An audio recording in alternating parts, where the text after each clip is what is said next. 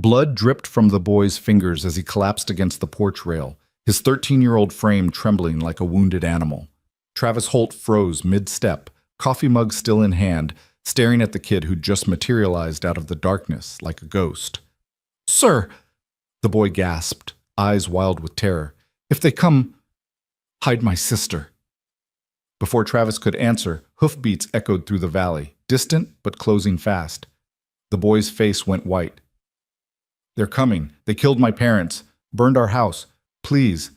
His voice cracked. "They want us dead." Travis had 30 seconds to decide. Turn away or start a war. What?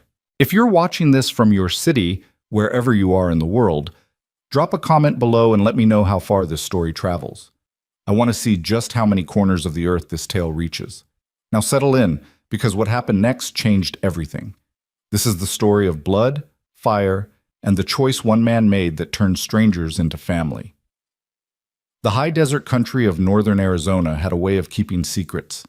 Travis Holt had learned that truth over 15 years of living alone in a ranch house tucked between two red rock ridges, where the nearest neighbor was 12 miles away, and the only regular visitors were coyotes and the occasional lost hiker. He liked it that way. Silence was honest. Silence didn't ask questions. But on that October night, silence shattered. Travis had been sitting on his porch, boots propped on the rail, watching the stars multiply across the black sky. The air was cool, clean, carrying the scent of juniper and sage. He'd just refilled his coffee when he heard it, a sound that didn't belong, a rustling in the scrub oak beyond the fence line. Then a whimper, soft and broken, like an injured animal. He stood slowly, setting his mug down on the weathered wood. His hand moved instinctively to the revolver on his hip, a habit from years that felt like another lifetime. "Who's out there?" No answer, just that whimpering again, closer now. Travis stepped off the porch, his eyes adjusting to the darkness beyond the spill of light from his windows. "I said, who's out there? Show yourself or turn around." A figure stumbled into the light. Travis's breath caught. It was a boy, maybe 13, maybe younger, dressed in torn jeans and a blood-soaked t-shirt. His face was scratched, dirt-smeared, eyes huge with terror. He swayed on his feet, one hand pressed against his side where crimson seeped between his fingers. "Jesus Christ," Travis breathed, rushing forward. He caught the kid just as his legs gave out. "Easy, easy, I got you." The boy clutched at Travis's shirt with desperate strength. "Sir, please." His voice was barely a whisper, ragged and desperate. "If they come, hide my sister." "Your sister? Where is she?" "Trees. I left her in the trees." The boy's eyes rolled back and Travis felt him go limp. "Hey, stay with me." Travis gave him a gentle shake, but the kid was out cold. Blood was spreading across his shirt, too much blood. Travis scooped him up. He weighed nothing, all bones and fear, and carried him into the house, kicking the door wide. He laid the boy on the couch and grabbed a blanket, pressing it against the wound. It looked like a graze from a bullet, angry and bleeding, but not deep enough to kill if he could stop the blood loss. The boy's breathing was shallow, his skin cold. Travis's mind raced. Hide my sister. The kid had said his sister was in the trees, out there, alone. He couldn't leave this one to bleed out, but he couldn't leave a little girl alone in the dark either, not with whoever had done this still out there. Travis made a decision in the space of a heartbeat. He grabbed duct tape from the kitchen drawer and secured the blanket tightly around the boy's torso, crude but effective. Then he snatched his flashlight and rifle from the gun cabinet and headed back out into the night. "Little girl," he called into the darkness, trying to keep his voice calm, unthreatening. "Your brother sent me. My name's Travis. I'm here to help." Nothing. Just the whisper of wind through the scrub. He moved toward the tree line, scanning with the flashlight. "I know you're scared, sweetheart, but your brother's hurt bad. He needs you. I'm not going to hurt you, I promise." A tiny sob drifted from somewhere to his left. Travis turned, moving slowly, keeping the rifle lowered. "That's it, honey. Keep making noise so I can find you. You're safe now. I'm a friend, He found her wedged between two boulders beneath a twisted juniper, so small she'd practically disappeared into the shadows. She couldn't have been more than 7. A scrap of a thing with tangled brown hair and huge dark eyes that stared at him like a cornered rabbit. "Hey there," Travis said softly, crouching down and setting the rifle aside. "Your brother's inside my house. He told me to find you. My name's Travis. What's yours?" The girl's lip trembled. Rosie. That's a real pretty name. Rosie, I need you to come with me, okay? Your brother needs help, and so do you. Are you hurt?" She shook her head, tears streaming down her dirty cheeks. "Good. That's real good." Travis held out his hand. "Come on, sweetheart. Let's get you inside where it's warm." Rosie hesitated, her eyes darting past him to the darkness beyond. "The bad men, they won't get you, I promise, but we need to move now." Something in his voice must have convinced her because she reached out and grabbed his hand with both of hers, tiny fingers ice cold and trembling. Travis scooped her up, grabbed his rifle, and headed back to the house at a near run. Inside, he set Rosie down on the armchair and checked on the boy. Still unconscious, but breathing steadier now. The bleeding had slowed. Travis grabbed another blanket and wrapped it around Rosie's shoulders. "Is Mason gonna die?" she whispered, staring at her brother. "Mason? That his name?" She nodded. "He's gonna be fine," Travis said, though he wasn't entirely sure that was true. "But I need you to tell me what happened. Who did this to you?" Rosie's face crumpled. "They came to our house. Mama said to run, so we ran, but then—" She started crying too hard to continue. Travis's jaw tightened. "It's okay. You don't have to say it right now." He moved to the window, peering out into the darkness. His ranch sat at the end of a long dirt road that wound through the hills, isolated, hard to find unless you knew where you were going. But if someone was hunting these kids, they'd follow the trail eventually. He needed more information.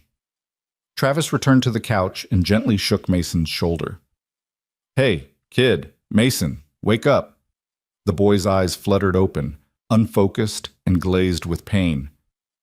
"Mason, I need you to listen. Who's after you? Why?" Mason's gaze sharpened slightly when he saw his sister. "Rosie. She's safe, right there. Now talk to me. Who did this?" "Men." Mason struggled to sit up, wincing. "5 of them, maybe 6. They came to our house tonight, said we stole something, said they were gonna make us give it back." His voice cracked. "We didn't steal anything. I swear we didn't." "What did they think you stole?" "I don't know. Dad tried to tell them, but they didn't listen. They shot him. And Mama—" His face twisted with grief. "They burned the house. We got out through the back. We ran." Travis's blood went cold. "They shot your parents? Your parents are dead?" Mason nodded, tears spilling over. They said if we didn't give back what we stole, they'd hunt us down. We've been running all night." "How'd you find this place?" "Saw your lights. Didn't know where else to go." Before Travis could respond, Rosie let out a sharp gasp. "I hear horses!" Travis's head snapped toward the window. Sure enough, the distant sound of hoofbeats was growing louder, coming up the road. Multiple riders, moving fast. "Get down!" Travis ordered, moving to the gun cabinet. He pulled out a shotgun, checked the load, then positioned himself by the window. "Both of you, stay low and stay quiet." The hoofbeats slowed as they approached the house, then stopped. Travis counted at least 4 horses, maybe 5. Shadows moved in the darkness beyond his porch light. A voice called out, smooth and confident. "Hello, the house!" Travis said nothing, watching. "We're looking for 2 children," the voice continued. "A boy and a girl. They're runaways. Probably told you some wild story about being in danger. Truth is, they stole from us, and we're here to bring them home." Travis glanced at Mason and Rosie, huddled together on the floor. The terror in their eyes told him everything he needed to know about who was lying. He moved to the door, cracking it open just enough to be heard, but keeping himself mostly hidden. "Nobody here but me." The man on horseback, tall, broad-shouldered, wearing a dark duster and a flat-brimmed hat, urged his mount forward into the light. He had the kind of face that had seen too many bad decisions. Hard eyes, cruel mouth, a scar running from his temple to his jaw. "Name's Dawson Pike," the man said, tipping his hat with mock politeness. "And you are?" Travis Holt, this is my property. You're trespassing. Dawson smiled, but it didn't reach his eyes. My apologies, Mr. Holt. Didn't mean to intrude. We're just looking for those kids. Saw their tracks leading this way. You sure you haven't seen them? I'm sure. Mind if we take a look around? Won't take but a minute. I mind. The smile faded. Mr. Holt, I'm trying to be civil here. Those children are thieves. They took something valuable and we need it back. Now, I can do this the easy way or the hard way. Your choice. Travis stepped fully into the doorway now, shotgun visible but not raised. I told you, nobody here but me. Now get off my land. Dawson's eyes narrowed, scanning the house behind Travis. You're making a mistake. Won't be the first time. For a long moment, the two men stared at each other. The tension stretched like a wire pulled too tight. Behind Dawson, the other riders shifted in their saddles, hands drifting toward weapons. Then Dawson laughed, a cold, ugly sound. All right, Mr. Holt, have it your way. He wheeled his horse around. But if those kids turn up here, you'd best hand them over. Otherwise, things might get unpleasant.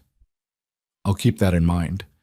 Dawson and his men rode off into the darkness, but Travis didn't move from the door until the sound of hoofbeats faded completely. Even then, he waited another 5 minutes, watching, listening. Finally, he closed the door and locked it. Mason was staring at him with something between gratitude and disbelief. Why'd you lie for us? You don't even know us. Travis looked at the two kids, bloodied, terrified, orphaned, and felt something shift in his chest, something he'd thought was long dead. Because those men are killers, he said quietly. And you're just kids. Rosie started crying again, the kind of crying that came from deep in the soul, and Travis had no idea what to do except pull a chair over and sit down in front of them. Listen to me, he said, both of you. I don't know what you supposedly stole, and I don't care. What I do know is that your parents are gone, and those men won't stop hunting you. We didn't steal anything, Mason insisted. I swear. I believe you, but it doesn't matter what the truth is. It matters what they think, and right now they think you have something they want. So what do we do? Mason's voice was small, scared, the voice of a child trying to be brave. Travis was quiet for a long moment. He'd come to this place to be alone, to escape the violence and chaos of the life he'd left behind. He'd built walls, literal and figurative, to keep the world out. And now, in one night, two terrified kids had torn those walls down. He could call the sheriff. Let the law handle it. That would be the smart thing, the safe thing. But he looked at Rosie's tear-streaked face, at Mason's desperate eyes, and he knew the law wouldn't move fast enough. By the time the sheriff got here, Dawson Pike and his men would be back. And next time, they wouldn't ask nicely. For tonight, you stay here, Travis said. I'll patch up that wound properly, get some food in you, and we'll figure out the rest in the morning. What if they come back? Rosie whispered. Travis met her gaze. If they come back, I'll deal with it. But there's 5 of them. I know. Mason shook his head. You can't fight them all. They'll kill you. Maybe, but they're going to have to go through me to get to you, and I don't go down easy. It was a promise Travis hadn't planned to make, but now that the words were out, he meant them. He'd made a choice the moment he lied to Dawson Pike's face. He'd drawn a line in the sand, and there was no crossing back. But the next hour was spent cleaning and bandaging Mason's wound, a bullet graze along his ribs, painful but not life-threatening, and getting both kids washed up and fed. Rosie fell asleep almost immediately after eating, curled up on the couch with a blanket pulled to her chin. Mason tried to stay awake, but his eyes kept drifting closed. Get some sleep, Travis told him. I'll keep watch. Mr. Holt? Yeah? Thank you for not giving us up. Travis nodded, uncomfortable with gratitude. Just rest. He dimmed the lights and settled into the armchair by the window, shotgun across his lap. The night stretched out, quiet and cold. Travis didn't sleep. He watched the road, listened to every sound, and thought about what he'd just gotten himself into. Around 3 in the morning, he saw the first flicker of orange on the horizon. His blood ran cold. Fire. He grabbed the binoculars from the shelf and focused on the distant glow. It was coming from the ridgeline to the east, moving fast, spreading wide. Not a natural fire. This was deliberate. Dawson Pike wasn't waiting until morning. He was driving them out. Travis moved quickly, shaking Mason awake. Get up. We've got trouble. Mason jerked upright, wincing at the pain in his side. What's happening? They're starting a fire, trying to flush us out. Travis was already moving, grabbing supplies, water, ammunition, blankets. Wake your sister. We need to move. Move where? Travis hesitated. The fire was coming from the east, which meant Dawson's men were likely positioned there, waiting for them to run. The road to the west led back toward town, but it was exposed, open. They'd be sitting ducks. He made a decision. There's a tunnel, he said, under the house. Built it years ago in case I ever needed an escape route. Leads out to the creek bed about a quarter-mile north. From there, you can follow the creek to the main road. What about you? Mason asked. I'm staying. Gonna slow them down, give you time to get clear. No! Mason's voice cracked with desperation. You can't! They'll kill you! Maybe. But if I run with you, they'll catch all of us. This way, you've got a chance. Rosie was awake now, staring at them with wide, frightened eyes. I don't want to leave you. Travis crouched down in front of her. I know, sweetheart, but I need you to be brave, okay? Your brother's going to take you through the tunnel, and you're going to run as fast as you can. Don't look back. Don't stop. You understand? She nodded, tears streaming. Travis looked at Mason. There's a trap door in the bedroom. Under the rug. It opens to a ladder. Follow the tunnel north. Stay low. Stay quiet. When you hit the creek, turn west and keep going until you reach the road. You got that? I got it. Mason's jaw was set, but his hands were shaking. Good. Now go. Mr. Holt! Go! Mason grabbed his sister's hand and pulled her toward the bedroom. Travis watched them disappear, then turned his attention back to the fire. It was closer now, orange and hungry, eating through the dry brush with terrifying speed. Smoke was beginning to drift into the valley, thick and acrid. Travis could see figures moving in the firelight, Dawson's men, positioning themselves, waiting. He checked his weapons, shotgun, rifle, revolver, and a hunting knife on his belt. Not enough to win a war, but enough to make a stand. Travis moved through the house, closing shutters, locking doors, positioning himself where he had the best sight lines. He wasn't a soldier anymore, hadn't been for 15 years. But the training didn't leave you. The instincts stayed sharp. The fire was eating up the hillside now, pushing a wall of smoke ahead of it. Travis soaked a bandana in water and tied it over his nose and mouth. His eyes were already stinging. A gunshot cracked through the night scene. Travis dropped to the floor instinctively, rolling toward the window. Another shot, then another. They weren't aiming for the house yet, just testing, probing, trying to draw him out. He stayed down, waiting. The fire reached the fence line, and the dry wood exploded into flame. Embers swirled through the air like fireflies. The heat was intense now, pressing against the walls of the house. Come on out, Holt! Dawson's voice carried through the smoke. You can't stay in there forever. Give us the kids and we'll let you walk away. Travis didn't answer. Let them wonder. Another volley of gunfire, closer this time. Bullets punched through the shutters, splintering wood. Travis stayed low, moving to a different window. He could see shadows now, shapes moving through the smoke. 4 of them, spreading out, trying to surround the house. Where was the 5th? A crash from the back of the house answered his question. Travis spun, bringing the shotgun up just as a man burst through the back door, gun drawn. The man was young, maybe mid-20s, with wild eyes and a mean grin. Gotcha! The man snarled. Travis pulled the trigger. The shotgun roared and the man went down screaming, clutching his leg. Travis racked another shell, but the man was already scrambling back through the door, leaving a trail of blood. One down, Travis muttered. But the distraction had cost him.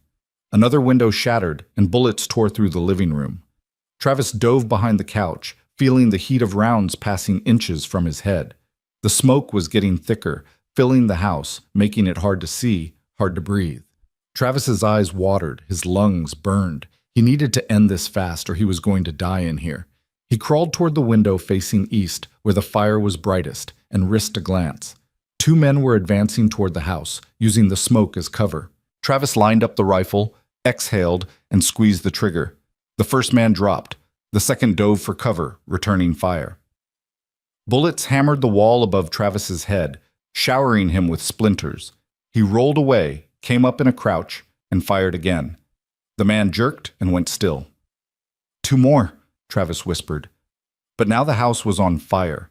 Flames were climbing the exterior walls, licking at the roof.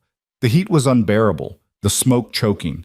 Travis knew he had minutes, maybe less, before the whole structure came down. He had to trust that Mason and Rosie were in the tunnel by now, that they were moving, that they were safe. But then he heard it. A scream. High-pitched, terrified. Rosie. Travis's heart stopped. He spun toward the bedroom and saw the worst sight imaginable. A man, the fifth one, the one he'd lost track of, standing in the doorway with Rosie clutched against his chest, a gun pressed to her head. Behind him, Mason was on his knees, hands raised, blood running from a fresh cut on his forehead. The man grinned, teeth yellow in the firelight. "Drop the guns, old man, or I paint the walls with this little girl's brains." Travis froze. Every instinct screamed at him to shoot, to take the risk, but the man's finger was on the trigger and Rosie was sobbing, shaking, absolutely terrified. "Easy," Travis said, lowering the rifle slowly. "Easy. Don't hurt her." "I said drop them." Travis set the rifle on the floor, then the shotgun. He raised his hands. Okay, you got what you want." The man laughed. What I want is to blow your head off for killing my friends. But Mr. Pike, he wants those kids alive. So here's what's going to happen. You're going to walk out that door, get on your knees, and beg real nice. Then maybe, I'll let you live long enough to watch what we do to them." Travis's mind raced. The tunnel entrance was open behind them. They'd gotten that far before this bastard caught them. If he could get the man's attention, if he could buy just a few seconds. "You got kids?" Travis asked. The man blinked, thrown by the question. "What?" "I asked if you got kids. A family." "Shut up. Because if you do, you know what you're about to do. You know what line you're about to cross. And there ain't no coming back from it." "I said shut up." The man pressed the gun harder against Rosie's head, making her whimper. Travis kept his voice calm, steady. "That little girl never hurt nobody. Neither did her brother. They're orphans now because of you and your friends. Their parents are dead, their home is burned, and you're about to kill them because some rich man told you to. That the kind of man you want to be? You don't know nothing about me. I know you're scared, I can see it in your eyes. You didn't sign up to murder kids, but that's what this is, cold-blooded murder. And it'll haunt you every day for the rest of your life." The man's jaw tightened. His gun hand trembled, just slightly. "You walk away right now," Travis said quietly, "and you can still salvage something. You can still look at yourself in the mirror, but you pull that trigger and you're damned. Forever." Outside, the fire roared. The walls creaked and groaned. Smoke filled the room, thick and black. The man stared at Travis, then at Rosie, then at the gun in his hand. For a breathless moment, everything hung in balance. Then, slowly, the man lowered his weapon. "Screw this," he muttered. He shoved Rosie toward Mason and back toward the door. "Screw all of this." He disappeared into the smoke. Travis didn't wait. He grabbed the kids, pulled them toward the tunnel entrance. "Go! Now! Move!" Mason dropped through the trapdoor first, landing hard in the tunnel below. Travis lowered Rosie down, then followed, pulling the trapdoor shut just as the ceiling above exploded into flame. The tunnel was dark, cramped, smelling of earth and stone. Travis had dug it himself years ago, a paranoid precaution that now seemed like divine providence. He grabbed a flashlight from the wall hook and pushed the kids forward. "Run, don't stop!" They stumbled through the darkness, Mason half carrying Rosie, Travis bringing up the rear. Behind them, a deep rumble shook the earth as the house collapsed, burying the tunnel entrance under tons of burning debris. Travis's chest tightened, but he kept moving. The tunnel sloped downward, following the natural contour of the land, until finally they emerged into the cool night air beside the creek. Travis pulled them away from the entrance into the cover of trees and looked back. His house, everything he owned, was gone. A mountain of fire and smoke against the night sky, flames reaching toward the stars. 15 years of solitude, of carefully built peace, reduced to ashes in one night. But when he looked down at Mason and Rosie, huddled together and alive, he found he didn't regret a single moment. "Come on," he said softly. We need to keep moving. They followed the creek west, moving as fast as Rosie's little legs could manage. The sun was just beginning to lighten the eastern sky when they finally reached the main road. Travis flagged down the first vehicle he saw, a rancher heading into town, and convinced the man to drive them to the sheriff's office. Sheriff Tom Calder was a weathered man in his 60s who'd known Travis for years. He listened to the story with a deepening frown, then immediately put out a call for Dawson Pike and his men. They'll be long gone by now, the sheriff said grimly, but we'll find them. You did the right thing, Travis. Travis wasn't so sure. He'd made enemies tonight, dangerous ones. Men like Dawson Pike didn't forget, and they didn't forgive. But when he looked at Mason and Rosie, cleaned up now and sipping hot chocolate in the sheriff's office, something settled in his chest, a sense of rightness he hadn't felt in years. What happens to them? Travis asked quietly. Calder sighed. Child services, probably. Foster care. It'll take time to sort out, find family if there is any. They've got family. The sheriff looked at him. Yeah? Who? Travis met his gaze steadily. They've got me. Calder's eyebrows rose. Travis, you can't just watch me. This ain't like taking in a stray dog. These are kids. They need stability, education, a real home. And I'll give them one. Travis's voice was firm, leaving no room for argument. I made a promise to keep them safe. I intend to keep it. The sheriff studied him for a long moment, then slowly nodded. All right. I'll talk to the judge, see what we can do. But Travis, this changes everything. Your whole life. You ready for that? Travis looked at Mason and Rosie again. Mason was watching him with hope and fear warring in his eyes. Rosie had fallen asleep, her head on her brother's shoulder. Yeah, Travis said quietly. I'm ready. He'd spent 15 years running from his past, hiding from connection, building walls to keep the world out. But sometimes the world kicked down your door and refused to be ignored. Sometimes two terrified kids stumbled into your life and reminded you what it meant to be human. Travis Holt had lost his house that night, but he'd found something infinitely more valuable. He'd found a reason to fight, a reason to care. He'd found family. The morning sun felt wrong. It was too bright, too clean, streaming through the sheriff's office windows like the night's horror had never happened. Travis sat in a hard wooden chair watching Mason and Rosie sleep on the worn couch across the room. The boy had finally surrendered to exhaustion around dawn, one arm still protectively draped over his sister. Rosie's small hand clutched a blanket the sheriff's wife had brought, her face peaceful in sleep despite the nightmare she'd lived through. Travis's own face was another story. When he'd caught his reflection in the bathroom mirror an hour ago, he'd barely recognized himself. Soot-streaked, eyes bloodshot from smoke, a nasty burn across his forearm that he'd wrapped in gauze. He looked like he'd been through a war. In a way, he supposed he had. Sheriff Calder emerged from his office carrying 2 mugs of coffee, one of which he pressed into Travis's hands. Judge Morrison's on his way, should be here within the hour. And then what? Then we figure out the legal side of this mess. Calder lowered himself into the chair beside Travis with a grunt. Travis, I've known you 15 years, never seen you stick your neck out for anyone. Hell, most folks around here think you're half ghost, the way you keep to yourself. So I gotta ask, why these kids? Why now?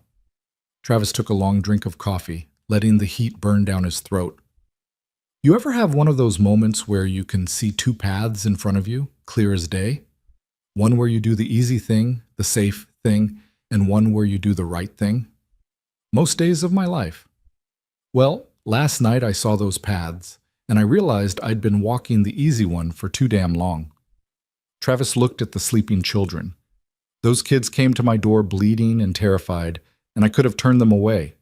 Called you, washed my hands of it, but I looked in that boy's eyes and saw something I recognized. What's that? Someone who'd had everything taken from them and was still trying to protect what mattered. Travis's voice went quiet. I know what that feels like. Calder was silent for a moment. They'd never talked about Travis's past, not really.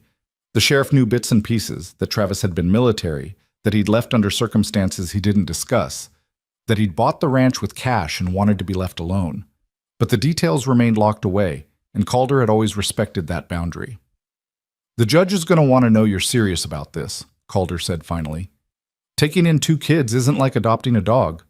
There's home visits, background checks, financial assessments, and with their parents murdered and a gang still out there hunting them, this gets complicated fast." "I don't care how complicated it gets." "Travis, I said I don't care." Travis set his mug down with enough force to make Calder blink. "Those men killed their parents, burned their home. They came to my place ready to murder 2 children over something they didn't even steal. And when I wouldn't hand them over, they tried to burn me out too. You think I'm going to let Mason and Rosie go into the system where those bastards can track them down, where they're vulnerable? We'll catch Dawson Pike and his men. Will you? How long's that going to take? Weeks? Months? And what happens to the kids in the meantime?" Travis shook his head. "No, they stay with me, where I can protect them." Before Calder could respond, Mason stirred on the couch, his eyes opening slowly. For a disoriented moment, he looked around the unfamiliar room, confusion clouding his features. Then memory crashed back and his whole body went rigid. "Easy," Travis said, moving to kneel beside the couch. "You're safe. You're at the sheriff's office. Remember?" Mason's breathing was rapid, panicked. "Rosie, right here. She's fine. Look." The boy's eyes found his sister, and some of the tension bled out of him. He touched her hair gently, as if confirming she was real. "I thought, when that man grabbed her, I thought, I know, but she's okay. You both are." Mason looked at Travis then, really looked at him, and Travis saw the weight the boy was carrying. He'd aged a decade in one night, this kid. The soft edges of childhood had been burned away, leaving something harder, sadder. "Your house," Mason whispered. "It's gone because of us." "Because of them, not you. But if you hadn't come, you'd be dead, and I'd still be sitting alone in that house, drinking coffee and feeling sorry for myself." Travis put a hand on the boy's shoulder. "You gave me something to fight for, Mason. First time in a long time I felt like I mattered, like what I did made a difference." Mason's eyes filled with tears. "I don't know what to say." "Don't say anything. Just rest. Let the grown-ups handle things for a while." But Mason shook his head. "I can't just rest. Those men are still out there. What if they come back? What if they hurt someone else?" "We're going to catch them," Calder said, joining them. "I've got deputies out looking right now, and I've contacted the state police. Dawson Pike and his crew won't get far." "You don't understand." Mason's voice cracked. "They're not just some random thugs. Mr. Pike works for someone with money and power." Travis and Calder exchanged glances. "Who?" Travis asked. "I don't know his name, but I heard them talking before they killed my parents. They kept saying the boss wants it back, and the boss will pay big once we find it. My dad tried to tell them we didn't have anything, but they wouldn't listen." "What did they think your family took?" Calder pressed.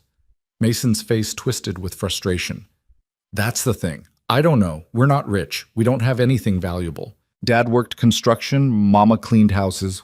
We were just normal."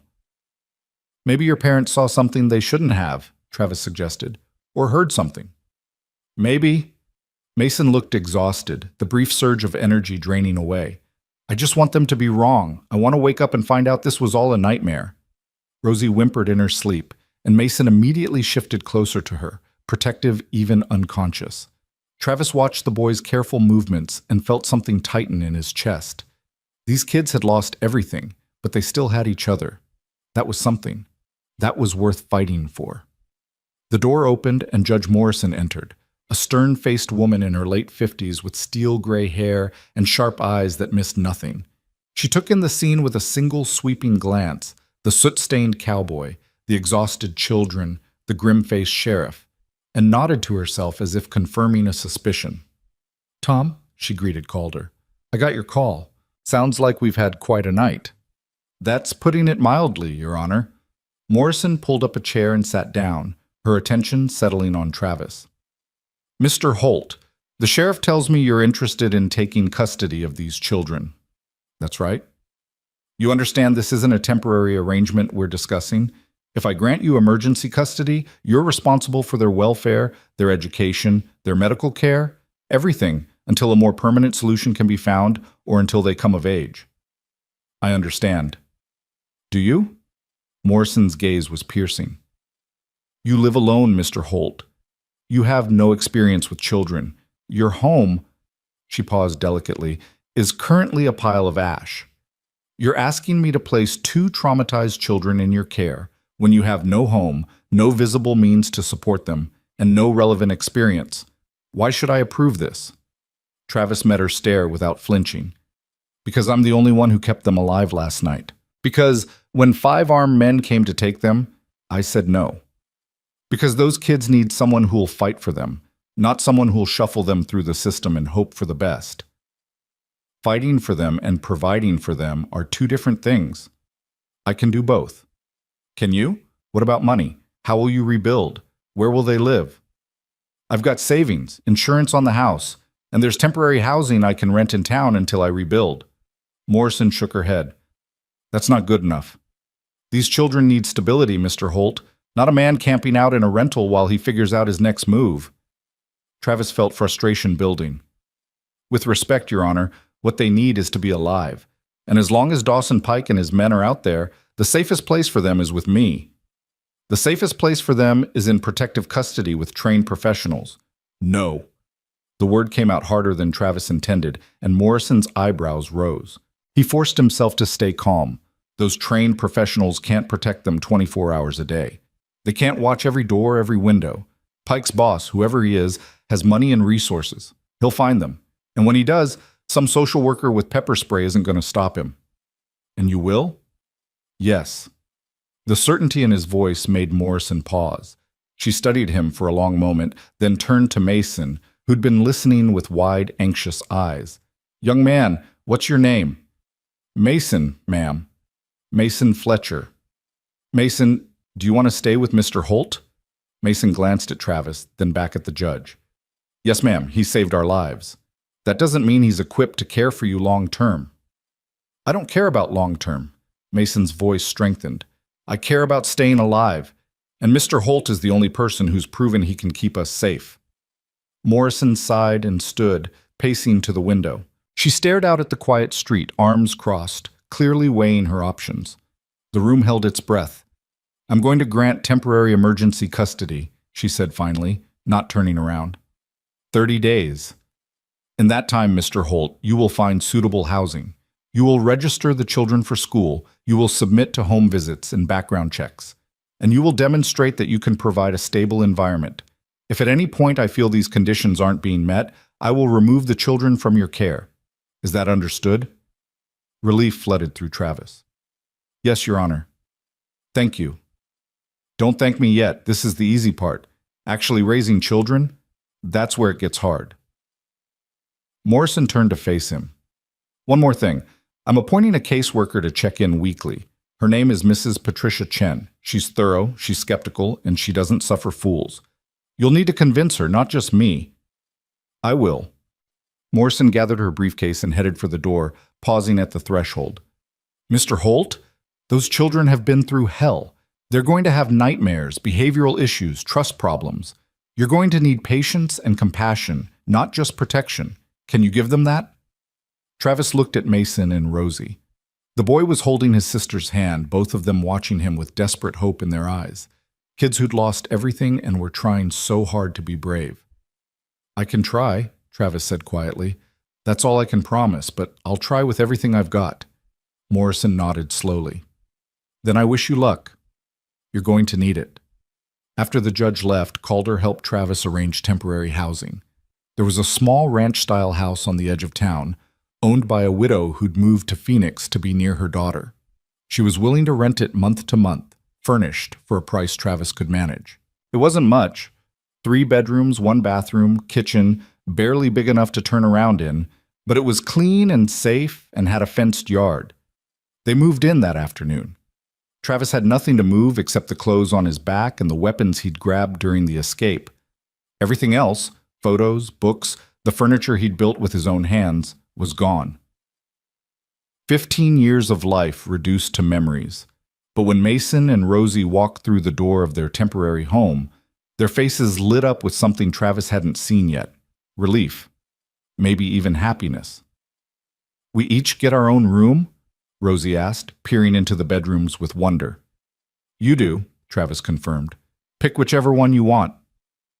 She chose the smallest one, with yellow wallpaper and a window facing the backyard. Mason took the room next to hers, and Travis claimed the master bedroom, though he had a feeling he'd be spending most nights on the couch anyway, too wired to sleep far from the front door. That first night was awkward. Travis had no idea what to feed children, so he'd ordered pizza. They ate in silence around the small kitchen table, the weight of everything that had happened pressing down on them. Rosie barely touched her food. Mason forced down a few bites, but Travis could see he was struggling. "You don't have to eat if you're not hungry," Travis said gently. "I'm sorry," Mason whispered. Every time I close my eyes, I see." I know. Travis did know. He'd been there too, years ago, watching things burn that couldn't be unburned, losing people who couldn't be brought back. "It's going to take time, but it will get easier." "Will it?" Mason looked up, and the pain in his eyes was ancient, far too old for a 13-year-old. "Mom and Dad are gone. Our house is gone. Everything we had, everything we were, it's all just gone. How does that get easier?" Travis had no good answer. He wanted to say something comforting, something wise, but the truth was that kind of loss never really got easier. You just got stronger.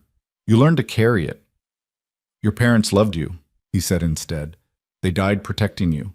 That doesn't go away. That's not gone. And as long as you remember them, as long as you hold on to who they were and what they taught you, they're still with you." Mason's face crumpled. "I don't want them to be memories. I want them to be here." "I know, son. I know." The word "son" slipped out without thought, and Travis saw Mason register it. The boy didn't comment, but something shifted in his expression, a fragile bridge beginning to form between them. Rosie started crying then, quiet tears rolling down her cheeks. Travis moved around the table and gathered her into his arms, unsure if he was doing it right, but knowing it was necessary. She buried her face in his shoulder and sobbed, her small body shaking. Mason joined them, wrapping his arms around both of them, and the three of them stood there in that cramped kitchen, holding each other while grief and fear and exhaustion poured out. When the tears finally subsided, Travis got the kids ready for bed. He had no idea what the routine was supposed to be. Did kids this age need help brushing their teeth? Were they too old for bedtime stories? He felt completely out of his depth, but Rosie solved that problem by appearing in her doorway holding a stuffed rabbit that the sheriff's wife had given her. "Mr. Holt, I can't sleep. You want some water?" She shook her head. "Mama used to read to me, before bed." Travis's heart sank. "I don't have any books here, sweetheart. Can you just sit with me?" He could do that. Travis settled into the chair beside her bed, and Rosie climbed under the covers, clutching the rabbit. In the dim light from the hallway, she looked impossibly small. "Mr. Holt? You can call me Travis." "Travis?" She tested the name. "Are you going to send us away?" The question hit him like a punch. "No, Rosie, I'm not going to send you away."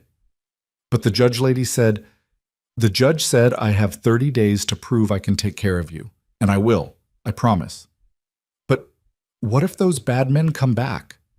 Travis leaned forward, his voice low and serious. "If they come back, I'll handle them. You don't worry about that. Your job is to be a kid. My job is to keep you safe. How can you keep us safe if there's so many of them?" It was a fair question. Travis thought about lying, about offering easy comfort, but these kids had earned the truth. "Because I've done this before," he said quietly. "A long time ago, in a place far from here, I was a soldier, and I learned how to fight, how to protect people. I'm not scared of Dawson Pike or his men, and I won't let them hurt you." Rosie considered this. "Were you a good soldier?" "I was good at my job." "Did you ever get scared?" "All the time."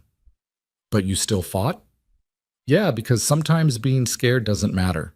What matters is doing the right thing anyway." She was quiet for a long moment, then said in a very small voice, "I miss my mama." Travis felt his throat tighten. "I know, sweetheart. I'm sorry." She made the best pancakes with chocolate chips. Is that right? Uh-huh. And she sang funny songs when she did the dishes. Dad said she had a terrible voice, but he was smiling when he said it. Rosie's eyes filled with tears. I don't want to forget them. You won't. I'll make sure of it. Travis reached out and brushed a strand of hair from her face. We'll talk about them whenever you want. Keep their memory alive, okay? Okay. She yawned, exhaustion finally winning. Travis? Yeah? Thank you for not being scared. Any time, sweetheart. Now get some sleep. He sat with her until her breathing evened out and sleep took her. Then he checked on Mason, who was lying in bed staring at the ceiling. You okay?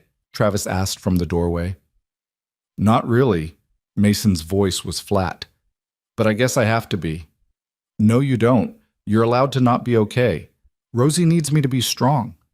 Rosie needs you to be honest. If you're hurting, tell her. If you're scared, tell her. She's tougher than you think. Mason finally looked at him. How do you know? Because she survived last night. Because she's here, in that bed, instead of dead in the woods. That takes strength. Travis leaned against the doorframe. You both lost your parents.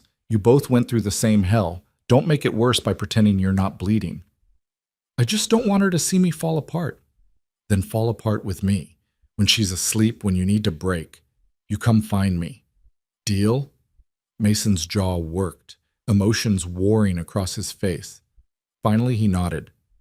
Deal. Good. Now try to get some rest.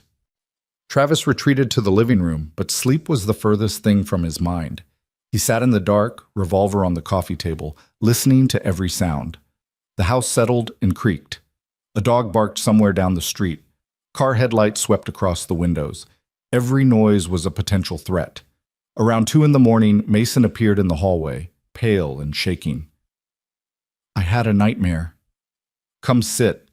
The boy joined him on the couch, drawing his knees up to his chest. It was the fire. I could smell it. I could hear Rosie screaming, and I couldn't find the tunnel. I just kept running through smoke and flames, but there was no way out. It wasn't real.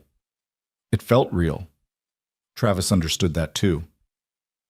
You want to talk about it, or you want to just sit here quiet? Quiet, I think. So they sat together in the darkness, keeping watch. After a while, Mason's head drooped onto Travis's shoulder, and the boy fell into an uneasy sleep. Travis didn't move. He just sat there, this broken cowboy and this orphaned child, finding something like comfort in shared silence. The next few days were a blur of activity. Travis met with Mrs. Chen, the caseworker Judge Morrison had assigned. She was a petite Chinese-American woman in her 40s with shrewd eyes and a no-nonsense demeanor that reminded Travis of his old drill sergeant. She inspected the rental house, interviewed the children separately, and grilled Travis on everything from his financial situation to his plans for their education. Nothing escaped her notice. Not the lack of child-appropriate food in the kitchen, not the fact that Rosie's bedroom had no toys, not the dark circles under Mason's eyes that suggested nightmares were still plaguing him. This is barely adequate, she informed Travis after her first visit. Those children need routine, structure, normalcy. Right now, you're operating in crisis mode. That's understandable given the circumstances, but it can't continue. What do you suggest? Mrs. Chen pulled out a notebook and began listing items with the efficiency of a general planning a campaign. First, proper beds and furniture for the children's rooms. Second, age-appropriate activities and toys. Third, enrollment in school. I've already contacted the local middle and elementary schools. Fourth, counseling. Both children need trauma therapy. Fifth, a regular schedule, meals at set times, bedtime routine, chores to give them a sense of normalcy and purpose. Travis's head was spinning. That's a lot. Welcome to parenthood, Mr. Holt. It's all a lot, all the time. Her expression softened slightly. But you're not alone. I'll help you navigate the systems, connect you with resources. The question is, are you committed to doing the work? Yes. Good. Because those kids in there deserve someone who won't give up on them. She closed her notebook. I'll be back in 3 days. I expect to see progress. After she left, Travis sat down with Mason and Rosie and explained what needed to happen. School, therapy, routines. Mason's response was immediate. I'm not going to therapy. It's not optional. I don't need some stranger asking me how I feel. I know how I feel, angry and sad and scared. Talking about it won't change anything. Maybe not, but holding it in will make it worse. You don't know that. Travis met the boy's defiant gaze. Yeah, I do. Because I tried it your way for 15 years, didn't talk to anyone, didn't deal with my ghosts, just buried it all and hoped it would go away. And you know what? It didn't. It just festered until I couldn't stand being around people anymore. Mason's anger deflated slightly. What happened to you before the ranch? Travis hesitated. He'd never told anyone the full story, but if he was asking these kids to trust him, maybe it was time to give something back. I was in the Marines, he said slowly. Did 3 tours overseas, saw things, did things that don't leave you, lost friends, good men. He paused, the memories sharp even after all these years. When I came home, everyone expected me to just go back to normal, get a job, have a family, pretend like nothing had changed. But I had changed, and I couldn't figure out how to live in a world that felt safe when I knew how fragile safety really was. Rosie was watching him with solemn eyes. Is that why you live alone? Was. Past tense. Travis looked at both of them. I'm not alone anymore, and neither are you. But Mason's right about one thing. Talking doesn't fix everything. Sometimes you've got to feel the bad stuff before you can get past it. Therapy just gives you tools to do that without destroying yourself in the process. Mason was quiet for a long time. Then, reluctantly, okay, I'll try it. But if it's stupid, I'm done. Fair enough. They started school the following Monday. Travis drove them in the old pickup truck he'd borrowed from Sheriff Calder, watching their nervous faces in the rearview mirror. Mason stared out the window, jaw clenched. Rosie clutched her new backpack like a shield. You gonna be okay? Travis asked as they pulled into the elementary school parking lot. Rosie nodded, but her eyes were wide with anxiety. What if the other kids ask about my parents? Tell them the truth, or tell them you don't want to talk about it. Either way is fine. What if they're mean?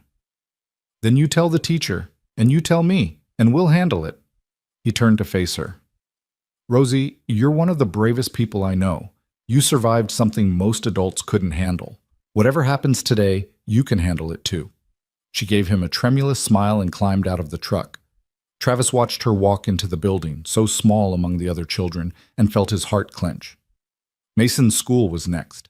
The middle school was bigger, louder, full of teenagers who seemed impossibly confident and loud. Mason looked like he wanted to run.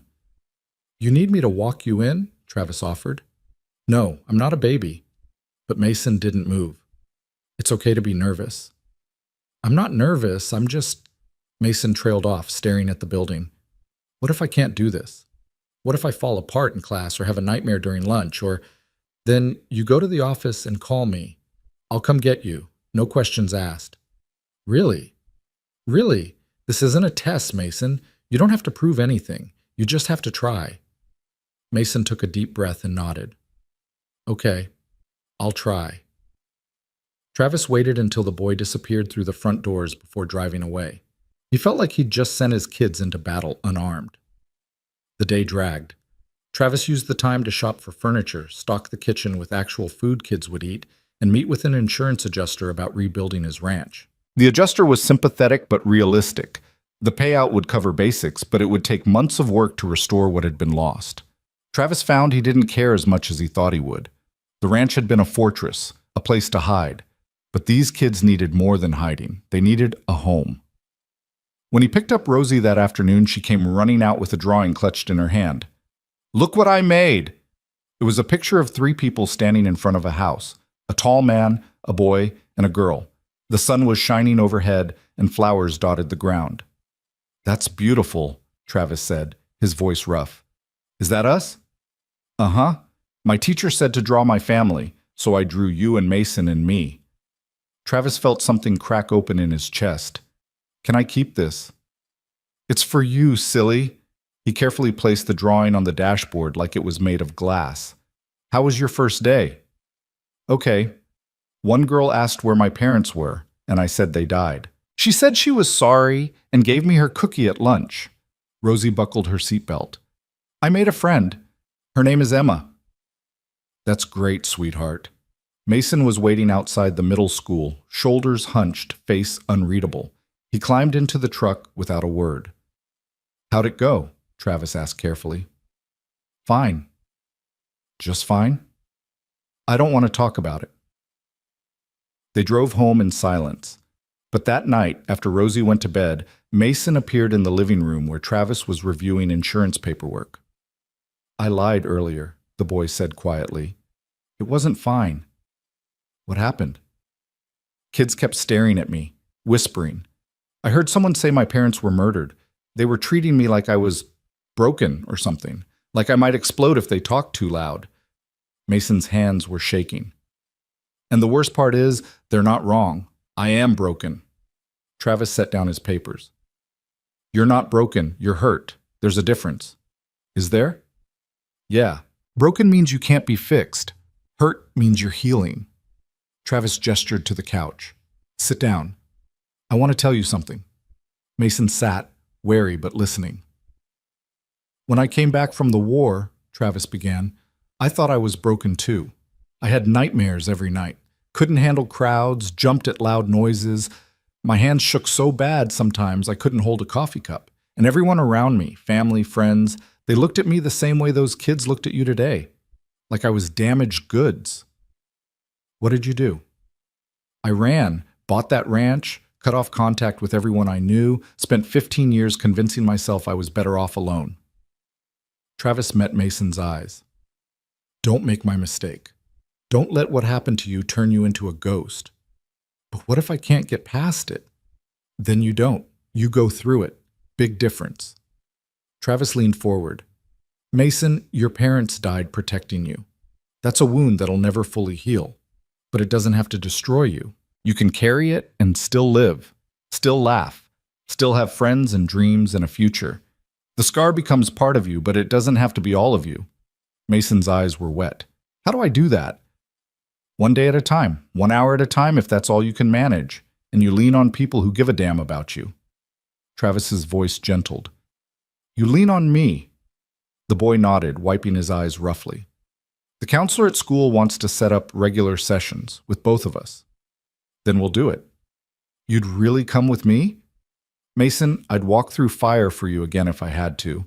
Sitting in a counselor's office is nothing. For the first time since the fire, Mason smiled. It was small, fragile, but real. Thanks, Travis. Anytime, son. That night, Travis lay awake thinking about the word he'd used twice now without meaning to. Son. He'd never planned on being a father, never thought he had it in him. But here he was, lying in a borrowed bed in a borrowed house, responsible for 2 kids who'd lost everything. And the terrifying part? He was starting to realize he wouldn't trade this for anything. Not for the quiet of his old life, not for the safety of solitude. These kids had cracked him open and let the light back in, and there was no going back now. They were his family, and he'd fight heaven and hell to keep them safe. The weeks that followed fell into a rhythm that surprised Travis with its normalcy. Mornings meant scrambled eggs and toast, backpacks by the door, the rush to get out on time. Mason started doing his homework at the kitchen table without being asked, and Rosie began leaving her drawings all over the house like breadcrumbs marking her presence. Travis found one taped to the bathroom mirror, another tucked into his jacket pocket, a third stuck to the refrigerator with a magnet shaped like a cactus. He kept every single one. Mrs. Chen's visits became less adversarial and more collaborative.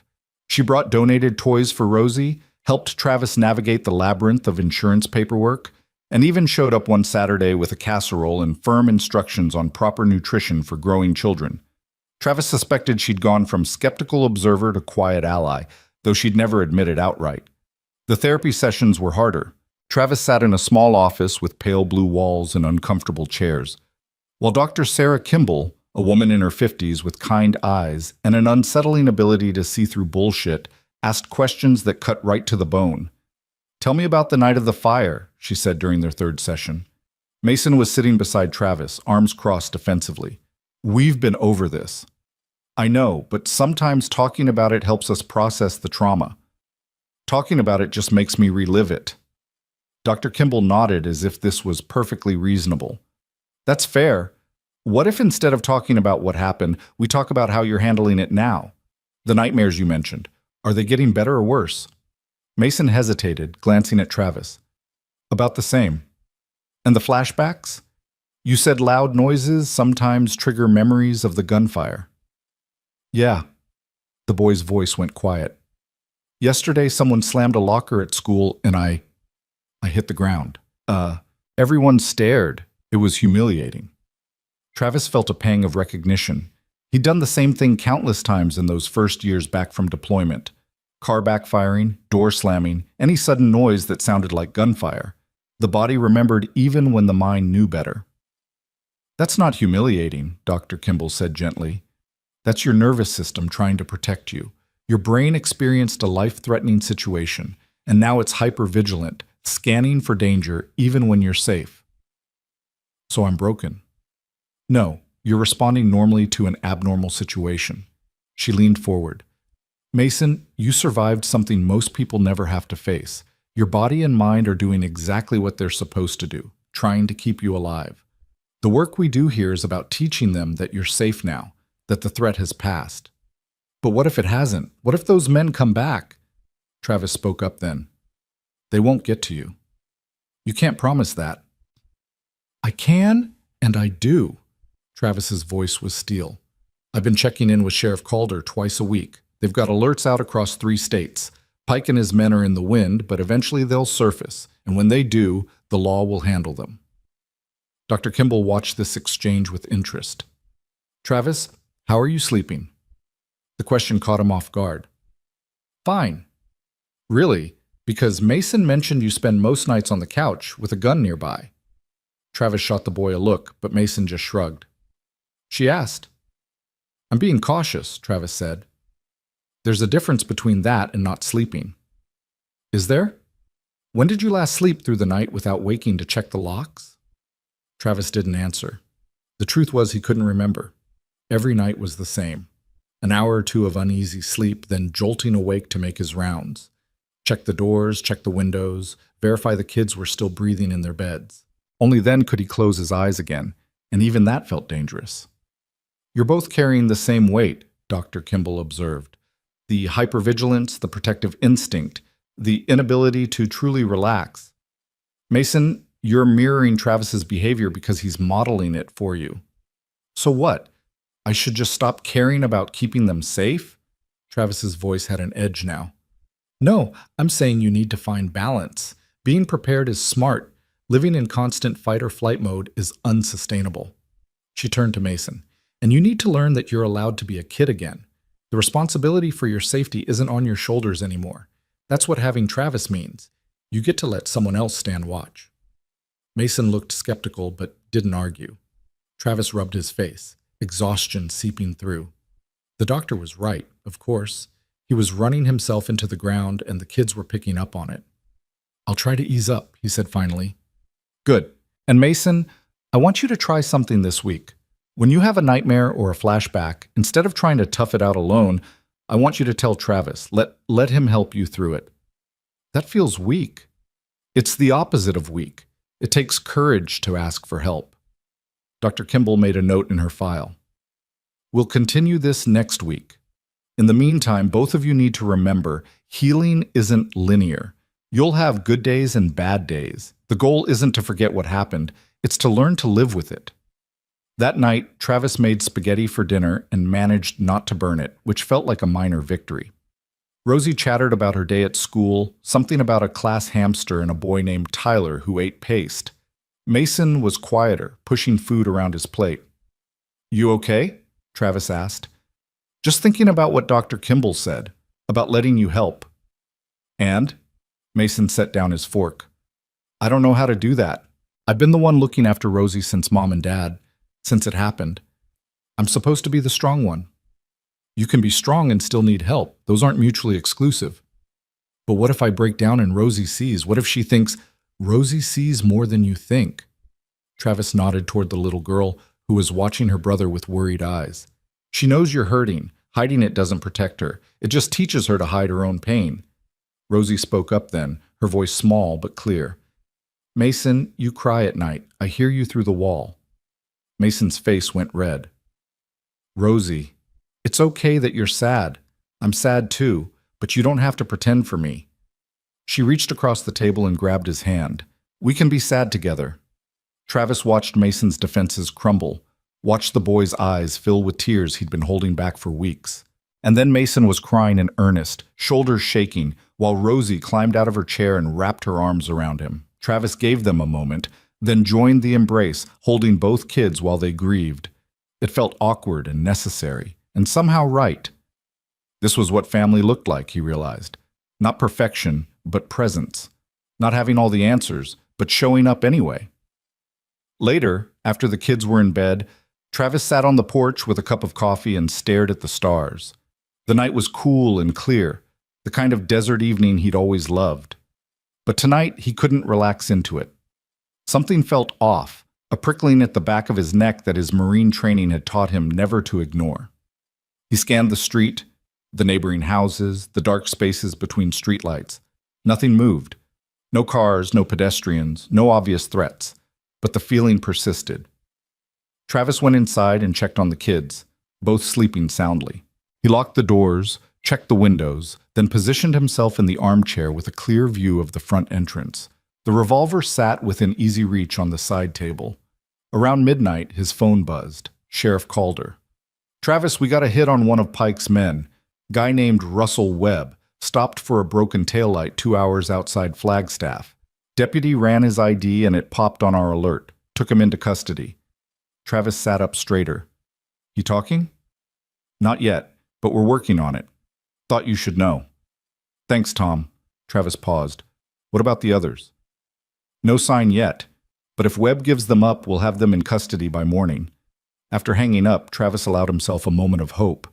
If they caught the whole gang, if Dawson Pike was behind bars, maybe the kids could finally be safe. Maybe they could all breathe again. But that nagging feeling wouldn't leave him. The next morning brought news that killed his optimism. Russell Webb had been found dead in his holding cell, an apparent suicide by hanging. Except Sheriff Calder's voice over the phone told Travis everything he needed to know about how apparent that suicide really was. Someone got to him, Travis said flatly. Looks that way. Cell wasn't being monitored like it should have been. Guard claims he stepped away for 5 minutes. Webb was alive? Then he wasn't. Calder sounded furious and frustrated in equal measure. This is bigger than we thought, Travis. Whoever Pike works for, they've got reach, resources. They silenced Webb before he could talk. Which means they're still out there, still looking. Yeah, I'm sorry. Travis glanced toward the kitchen where Mason and Rosie were eating breakfast, oblivious to the conversation. We need to change the plan. This house is too exposed, too easy to find.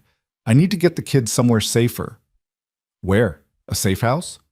No, somewhere off the grid, somewhere they won't think to look. He spent the next 2 days making arrangements. His old Marine buddy, Jack Reeves, owned a cabin deep in the mountains near Prescott, isolated, defensible, and most importantly, off any official records. Jack didn't ask questions when Travis called, just said the cabin was theirs for as long as they needed it. Telling the kids was harder than he expected. We're leaving? Mason looked stricken. But I just started making friends at school, and Rosie's settled in. We can't just... It's temporary, Travis said, trying to keep his voice calm. Just until the threat passes. Russell Webb's death proves these people are serious. They're not giving up. So we're running? Again? Mason's voice rose with frustration. We ran from our house. Now we're running from this one. When does it stop? When they're caught or dead, whichever comes first. And if that never happens, we just keep running forever? Travis grabbed Mason's shoulders, forcing the boy to meet his eyes. I will not let them hurt you. I will not let them take you. If that means we live in a cabin in the woods for the rest of our lives, then that's what we do. You understand me? Your safety comes first, always. Mason's anger deflated into fear. I'm tired of being scared. I know, me too, but scared and alive beats brave and dead. Rosie had been listening quietly from the couch, clutching her stuffed rabbit. Will I have to leave Emma? My friend from school? Travis knelt down in front of her. For a little while, yeah, but we can call her, write letters, And when it's safe, you'll go back to school. Promise? He wanted to promise. God, he wanted to give her that certainty.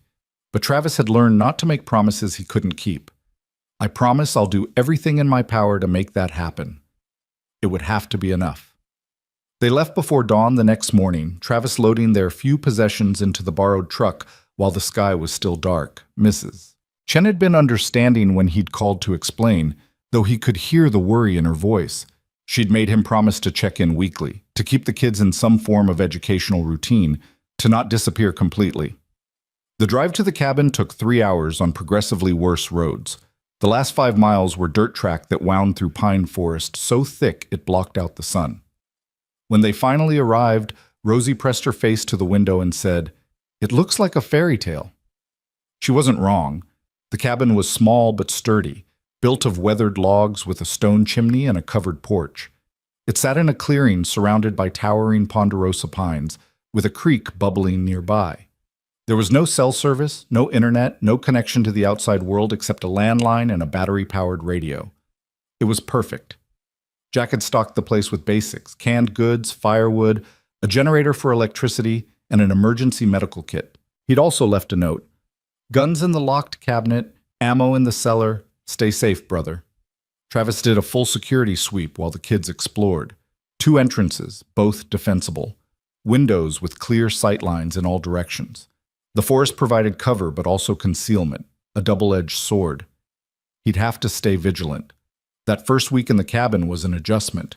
Without school or structured activities, the days stretched long. Travis set up a routine. Breakfast at 7, lessons in the morning using workbooks Mrs. Chen had provided, lunch at noon, outdoor time in the afternoon, dinner at 6, and quiet time before bed. Mason hated it at first. "This is ridiculous. I'm 13, not 6. I don't need lessons." "You need to keep your mind sharp, and the routine helps." "Helps who?" "Because it's driving me crazy." "Then go chop wood, or haul water from the creek. Plenty of work to do around here." Mason stomped off, but an hour later Travis found him splitting logs with a ferocity that suggested he was working through more than just the task at hand. The boy had stripped down to a t-shirt despite the cool air, sweat gleaming on his face, each strike of the axe precise and angry. Travis watched for a moment, recognizing the need to channel emotion into physical action. He'd done the same thing countless times. "You're doing it wrong," he said finally. Mason stopped mid-swing. "What?" "Your stance is off. You're using all arm strength, which will tire you out fast. Here." Travis took the axe and demonstrated. "Plant your feet wider. Let your legs and core do the work. The axe is heavy enough to do most of the cutting. You're just guiding it." He split a log cleanly in one stroke and handed the axe back. Mason tried to mimic the stance, and the next swing went cleaner, easier. "Better," Travis said. "Keep practicing. I'll start on dinner." "Travis?" Mason paused, axe hanging at his side. "Sorry I've been a jerk." "You're not a jerk. You're frustrated. That's different." "Still, you're trying to keep us safe and I'm making it harder." "You're 13. Making things harder is basically your job description." Travis almost smiled. "Just don't make it impossible, and we'll be fine." Over the following days, a different kind of rhythm emerged. Mason took over wood chopping and water hauling without being asked. Rosie helped Travis with cooking, standing on a chair to stir pots and insisting she was the official taste tester. They played cards by lamplight, read books aloud, and Travis taught them both how to fish in the creek. One afternoon, Mason caught a decent-sized trout and came running back to the cabin with it held high like a trophy. "Travis, look, I actually caught one!" Travis examined the fish with exaggerated seriousness. "Not bad. Not bad at all. We'll have it for dinner."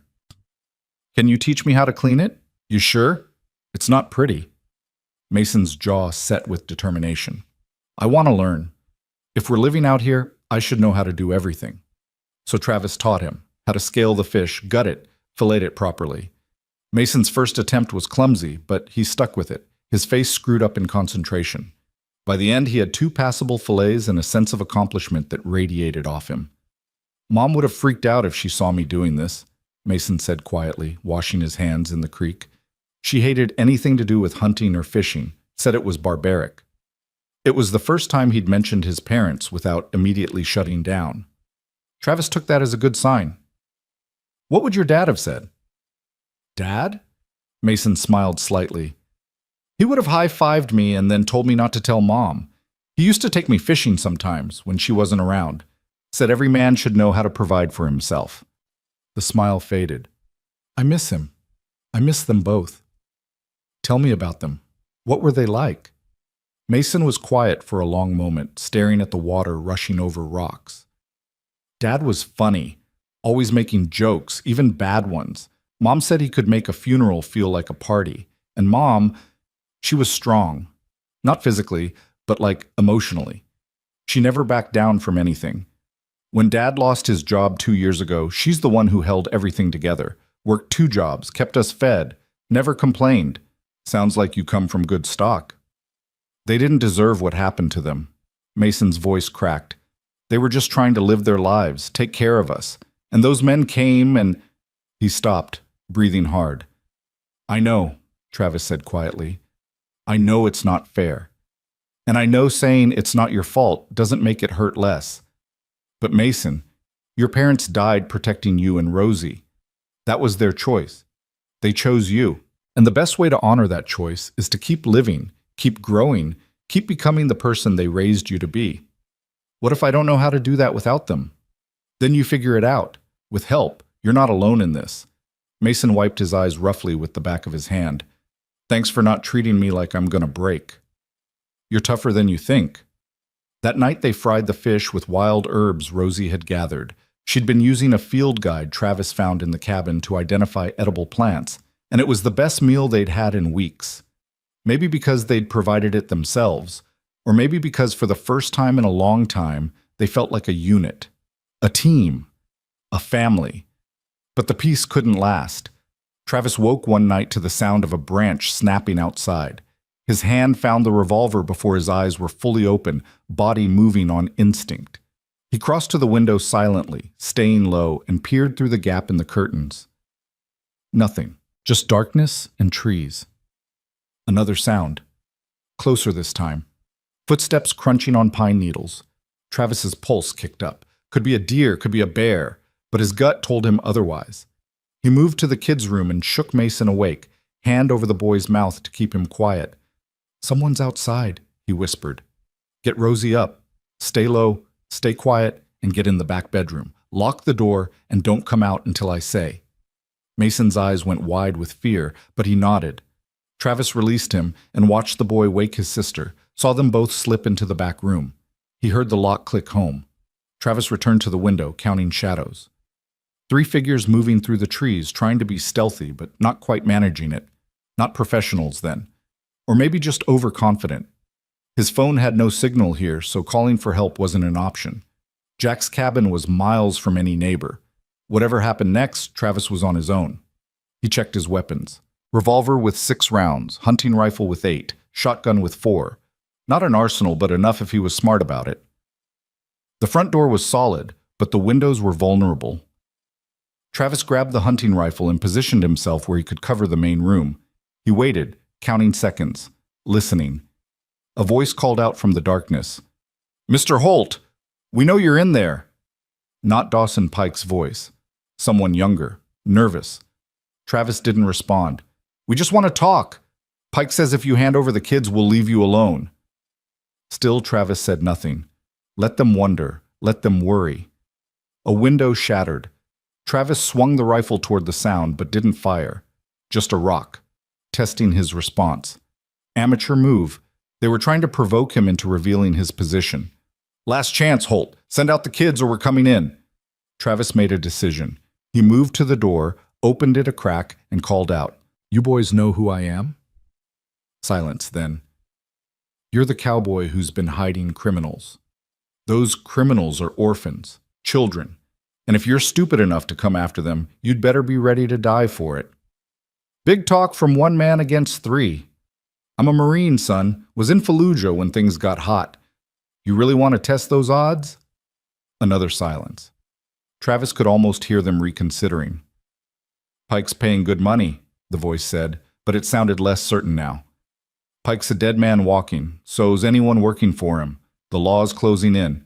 You really want to go down for murdering kids? We're not murdering anyone. We're just supposed to bring them back. Bring them back to what? The people who killed their parents? You think they'll just let you walk away after that? You think you won't end up like Russell Webb? That hit home. Travis heard urgent whispering among the three figures. Webb's dead? Found hanged in his cell. Officially a suicide. But you and I both know better. Pike's boss ties up loose ends. You boys are loose ends the second you finish this job. More whispering. Then the voice again, shakier now. How do we know you're telling the truth? Call Pike. Ask him about Webb. See what he says. Travis took a gamble. Or better yet, walk away right now. Forget you found us. Go home. You're young enough to still have a future. Don't throw it away for blood money. The longest silence yet. Travis's fingers stayed on the trigger, ready for whatever came next. Then, incredibly, he heard footsteps retreating. The three shadows melted back into the forest, moving fast. Engine sounds in the distance, fading. Travis didn't move for another 10 minutes, making sure it wasn't a trick. Only when he was certain they were gone did he lower the rifle and return to the kids' room. They're gone, he said through the door. Mason unlocked it immediately. Rosie clutched against his chest. Both looked terrified. Are they coming back? Mason asked. No, I don't think so. Travis sat down on the edge of the bed, suddenly exhausted. They were just hired muscle, scared kids themselves, really. They won't risk it again. But Pike knows where we are now. Maybe. Or maybe those boys were just lucky. Either way, we're not safe here anymore. Rosie started crying, and Travis pulled her into his lap. I'm tired of running, she sobbed. I want to stay somewhere. I want a real home. Travis's heart broke a little. I know, sweetheart. I know. When does it end? Mason's voice was raw. When do we get to stop being scared? Travis looked at both of them. These kids who'd been through hell and were still standing, still fighting, still hoping for something better. And he made a decision. It ends now, he said quietly. What? We're done running, done hiding. Tomorrow we go back to town and we face this head on. Travis, that's crazy. Pike and his boss have been hunting you because they think you're weak, vulnerable, but you're not. And neither am I. Travis's voice hardened with resolve. We go back. I rebuild the ranch. You two go back to school. We live our lives. And if Pike comes, we'll be ready. You really think we can do that? Mason looked skeptical but hopeful. I think we don't have a choice. You can't heal if you're constantly running. Can't build a life if you're always afraid to put down roots. Travis met the boy's eyes. Your parents died so you could live. Really live. Not just survive. It's time we started honoring that. Rosie wiped her nose on her sleeve. What if the bad men come? Then I'll deal with them, like I always do. But this time we'll be on our terms, our ground. No more running. Mason thought about it, then slowly nodded. Okay, let's go home. The word hung in the air between them. Home. Not the cabin, not the rental house. Home meant the ranch, or what would be the ranch once they rebuilt it. Home meant the place where they chose to stand and fight. They packed at first light, loaded the truck, and started the long drive back to town. Travis spent the drive making plans in his head, security measures, building designs, ways to make the new ranch defensible without making it a fortress. The kids dozed in the back seat, exhausted from their sleepless night. When they pulled into town around noon, Sheriff Calder was waiting at the rental house with news. They'd arrested 2 of the 3 men who'd come to the cabin. The third had turned himself in and was singing like a canary. Pike's employer is a man named Victor Strand, Calder said. Owns half the commercial real estate in Phoenix. Apparently Mason and Rosie's father did construction work on one of Strand's buildings and witnessed something he shouldn't have. Strand's been running a money laundering operation through his real estate holdings. Fletcher saw documents he wasn't supposed to see. Did he take anything? Travis asked. No, but Strand didn't know that. Couldn't risk Fletcher going to the authorities, so he sent Pike to clean up the problem. Calder's expression was grim. We've got warrants out for both Strand and Pike now. It's only a matter of time before we bring them in. Travis felt some of the tension leave his shoulders. So, it's over? Not yet, but we're close. In the meantime, I'm posting a deputy at your house. 24-hour protection until Strand's in custody. It was more than Travis had hoped for.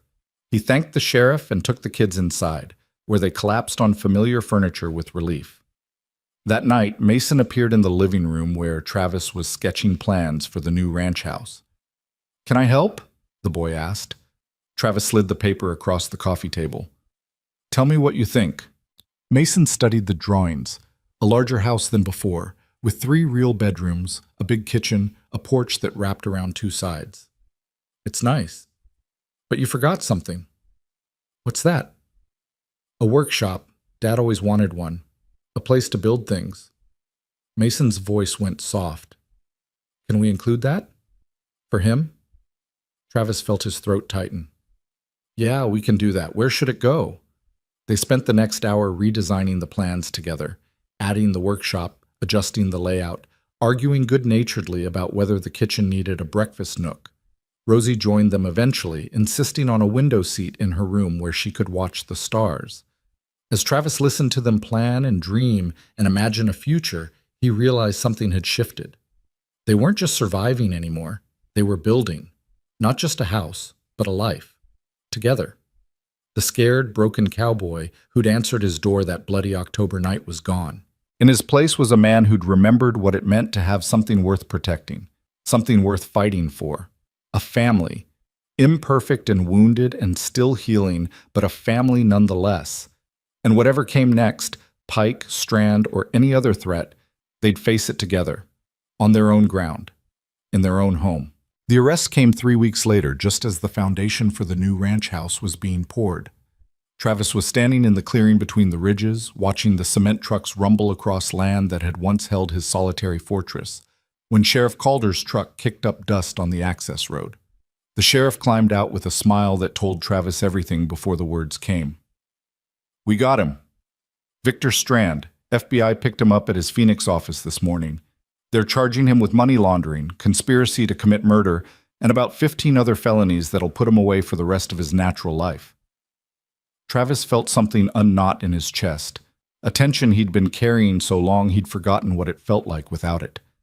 "And Pike?" "Still in the wind, but Strand's lawyers are already trying to deal.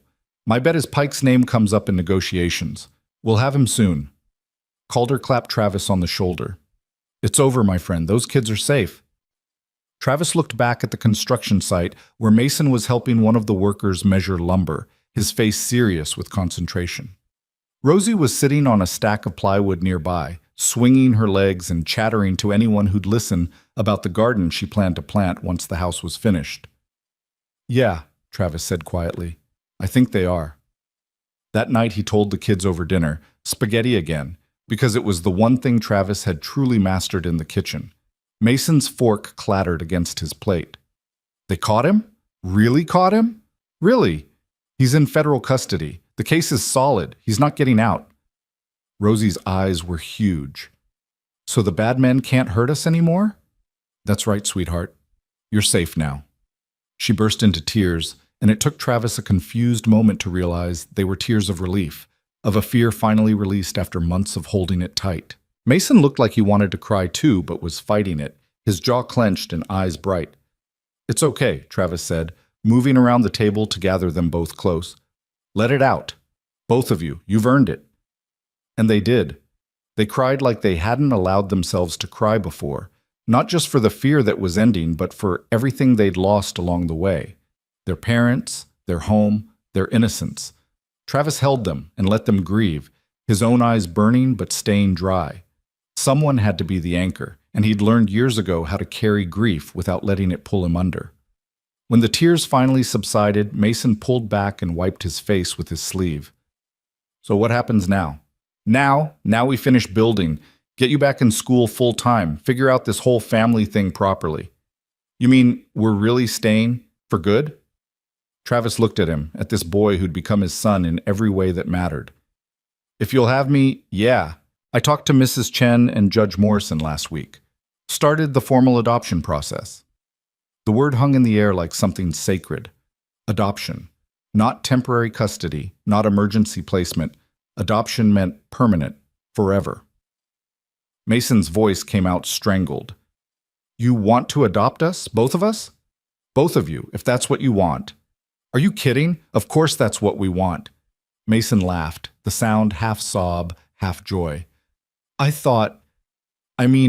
hoped, but I didn't think. Rosie had stopped crying and was staring at Travis with wonder. Does that mean you'd be our dad? The question hit him harder than he expected. Dad. He'd been Travis, Mr. Holt, the cowboy who took them in. But Dad was different. Dad was bigger, weightier, more real. If you want me to be, he said carefully. Rosie launched herself at him, wrapping her small arms around his neck. Yes, I want that. I want you to be my dad. Mason was slower, more cautious, but he came too, and Travis found himself holding both kids again, this time in a moment of pure, uncomplicated happiness. No fear, no grief, just this. Okay then, Travis said, his voice rough with emotion. Guess I'm your dad. The adoption proceedings took months. There were home visits, interviews, background checks that dug into every corner of Travis's past. His military service came up, the honorable discharge, the medals he'd never mentioned to anyone. The psychologist appointed by the court wanted to know about his time overseas, about the PTSD he'd clearly been managing, about whether he was stable enough for the responsibility of raising two traumatized children. Travis sat in that office and told the truth, about the nightmares that still came sometimes, about the hypervigilance that made him check locks 3 times before bed, about the fact that he'd probably never be completely healed from what he'd seen and done, but that he'd learned to live with it, to function, to be present. And you think you can provide these children with the emotional support they need? The psychologist asked. I think we can provide it for each other, Travis said. They've seen darkness too. We understand each other in ways other people can't. That's not a weakness. That's connection. The psychologist made notes, face unreadable. But when the final report came, it was favorable. Recommended approval for adoption, citing Travis's commitment, resourcefulness, and the clear bond he'd formed with both children. Judge Morrison held the final hearing in April, 6 months after that bloody night on the porch. The courtroom was small, informal, with just Travis, Mason, Rosie, Sheriff Calder, Mrs. Chen, and a handful of others who'd been part of their journey. Mason wore a button-down shirt that was slightly too big, borrowed from Travis. Rosie had on a blue dress that Mrs. Chen had helped pick out, and she clutched her stuffed rabbit like a talisman. Morrison reviewed the case with the same stern thoroughness she brought to everything, asking Travis questions about his plans, his finances, his understanding of the responsibility. Then she turned to the kids. Mason, Rosie, do you understand what adoption means? That Mr. Holt would become your legal father, responsible for you in every way? Yes, ma'am, Mason said clearly. Rosie nodded so hard her hair bounced. He's already my dad. This just makes it official. Morrison's stern face cracked into something that might have been a smile. Well then, I can see no reason to delay. She signed the papers with a flourish. By the power vested in me by the state of Arizona, I hereby grant this petition for adoption. Travis Holt, you are now the legal father of Mason and Rosie Fletcher Holt. Congratulations. The name caught Travis off guard. Fletcher Holt. He'd assumed they'd just take his name, but Mrs. Chen had suggested keeping Fletcher as a way to honor their parents, and the kids had loved the idea. Now it was official. They were a family with a hyphenated name that told their whole story, who they'd been and who they'd become. Rosie started crying happy tears again. Mason shook Travis's hand with solemn formality before Travis pulled him into a hug. People were clapping, and Sheriff Calder was grinning like a proud uncle. And for the first time in longer than he could remember, Travis felt something like contentment settle into his bones. They celebrated with ice cream and a trip to the movies, Rosie's pick, which meant an animated film about talking animals that Travis pretended to tolerate and secretly enjoyed. That night, after the kids were asleep, he sat on the porch of the rental house and looked at the adoption papers. His name, their names, all bound together legally now. A family on paper to match the family they'd already become. The new ranch house was finished by early summer. It was bigger than the old one, built with Strand's restitution money that Judge Morrison had ordered paid to the kids as compensation for their parents' murders.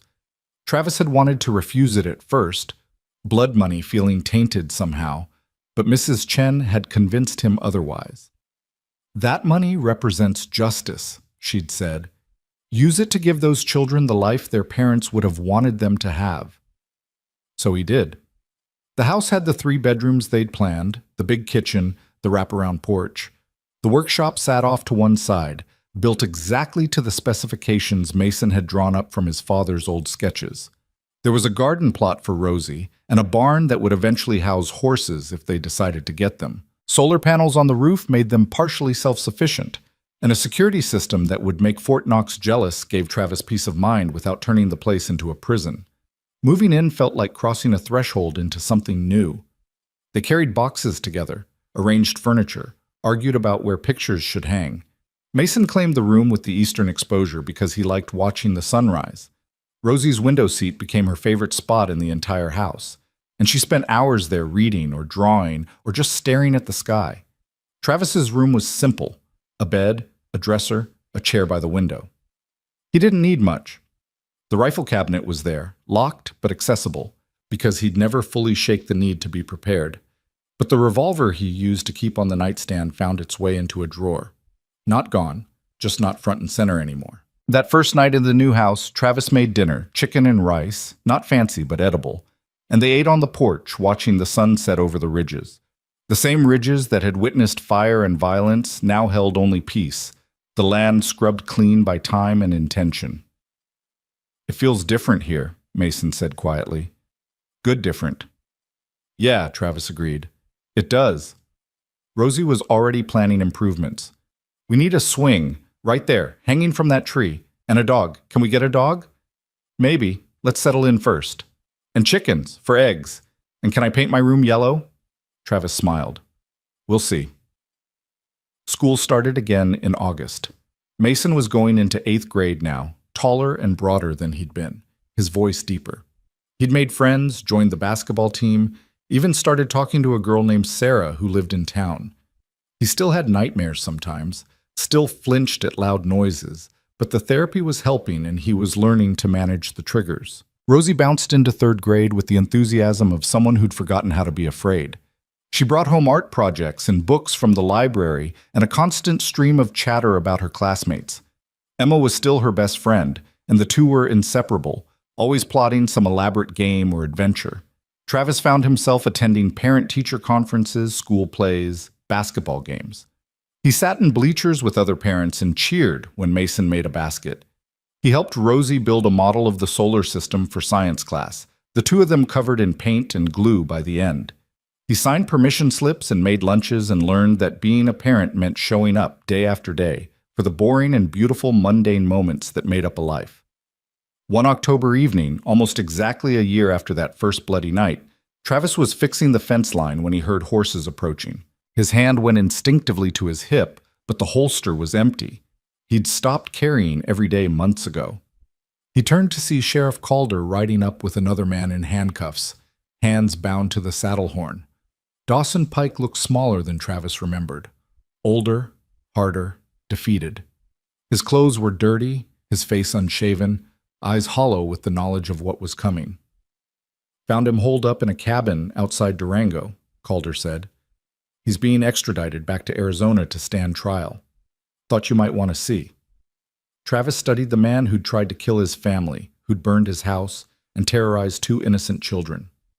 He waited for anger, for the desire for revenge, but all he felt was a distant sort of pity. "You ruined your life for money," Travis said quietly.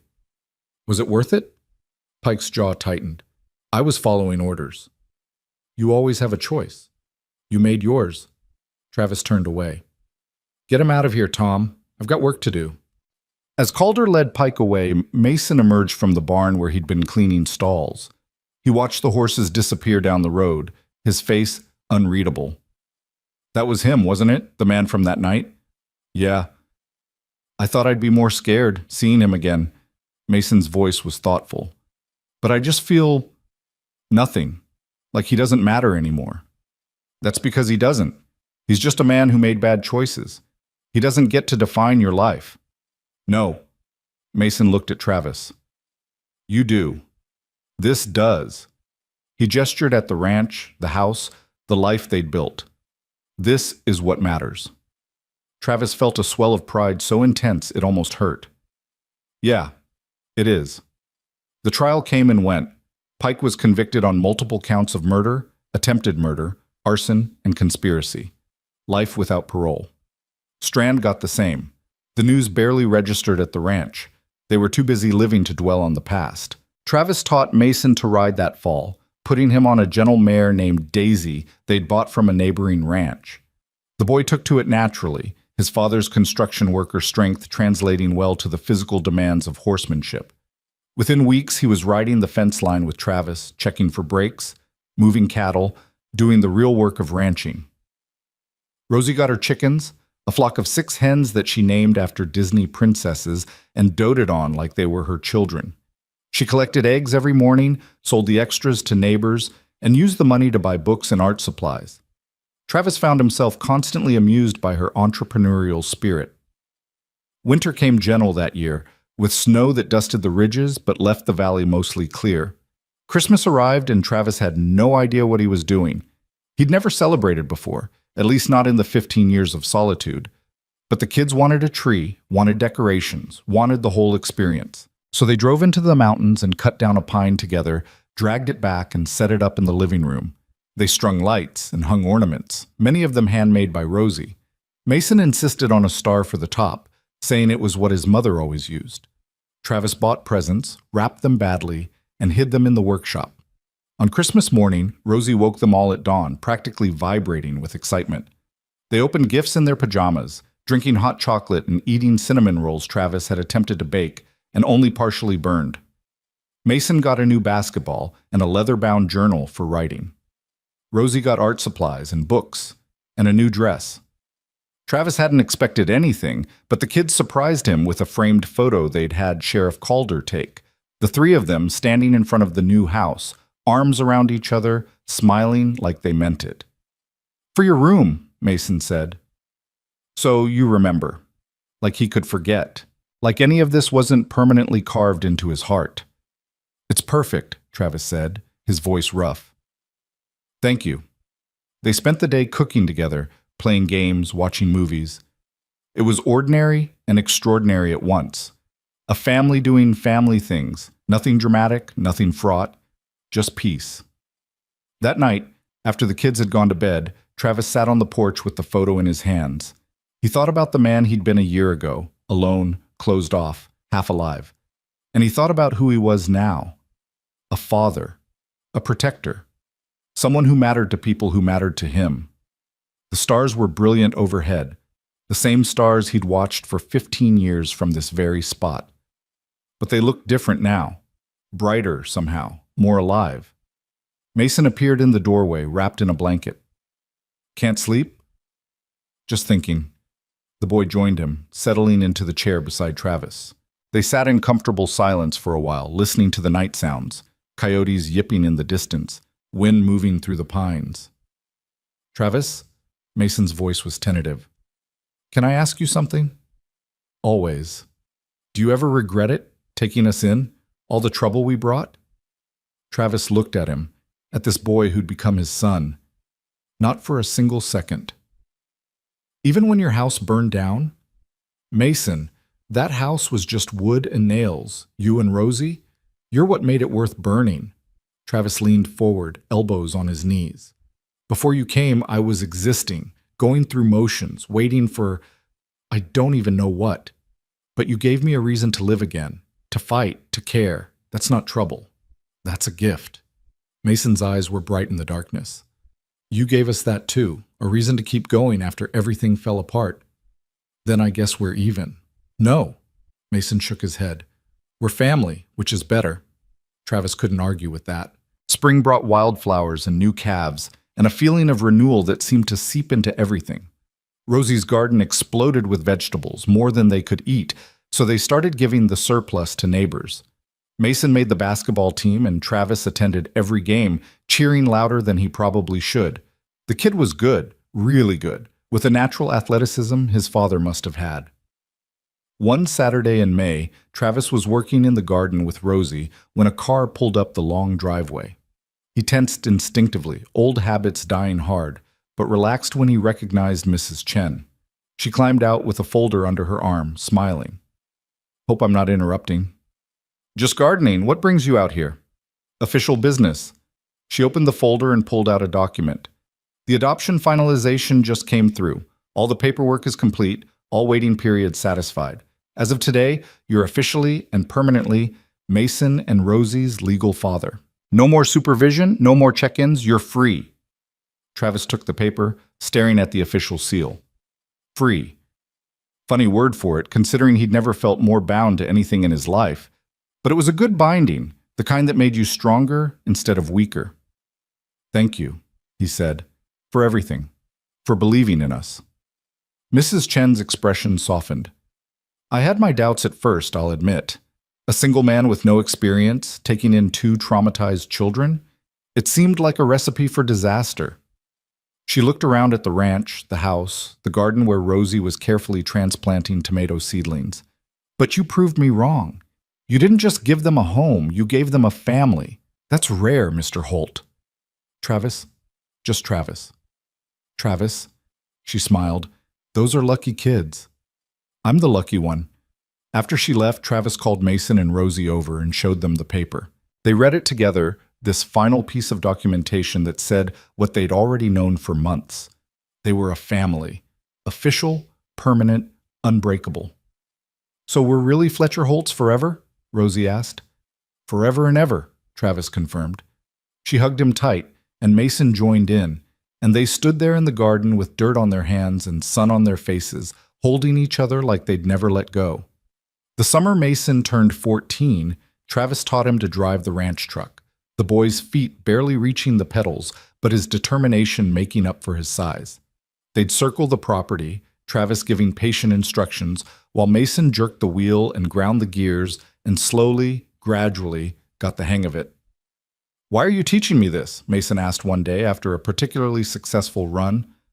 "I can't get my license for 2 more years." Because knowing how to do something and being legally allowed to do it are different things. If there's ever an emergency, I want you able to handle it. Mason's face grew serious. "You still think about that night, about being ready?" "Always will. But it's different now. Before I was preparing for threats. Now I'm just making sure my family has the skills they need." Travis met the boy's eyes. "There's a difference." "Yeah." Mason smiled slightly. "There is." Rosie turned 9 that summer, and they threw her a birthday party with kids from school and neighbors and even Sheriff Calder, who brought a ridiculously large stuffed bear as a gift. They had cake and games, and Rosie laughed so hard she got hiccups. Watching her, Travis marveled at how far she'd come from the terrified child hiding between boulders. She'd found joy again. They all had. As summer faded into fall and the anniversary of that first night approached, Travis found himself reflecting on everything that had changed. The scared cowboy and 2 orphaned kids had become something neither could have predicted. Not perfect. They still had hard days, moments when grief ambushed them or fear crept back in. But they had each other. They had this place. They had a future that felt possible again. One evening in late October, almost exactly a year since the adoption was finalized, Travis stood on the porch watching the sunset paint the ridges gold and red. Mason was in the workshop, building something from his father's old plans. Rosie was at the kitchen table doing homework, her tongue poking out in concentration. Sheriff Calder's truck appeared on the road, and Travis wondered what news he brought this time. But when Calder climbed out, he was grinning. "Thought you'd want to know," Pike's appealing his sentence. "Public defender claims he was coerced, didn't have full agency, all the usual legal maneuvering." Travis tensed. "What are the chances it works?" 0. The evidence is overwhelming, and Strand already testified against him to try to reduce his own sentence. "It's just noise. Legal thrashing. I wouldn't even have mentioned it except—" Calder's grin widened. "The prosecutor wants Mason to testify at the appeal hearing. Not required, just optional.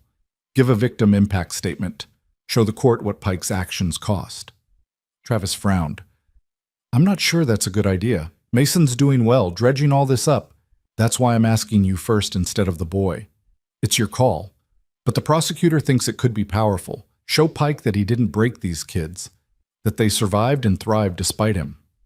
Travis thought about it, weighing the risks against the potential closure.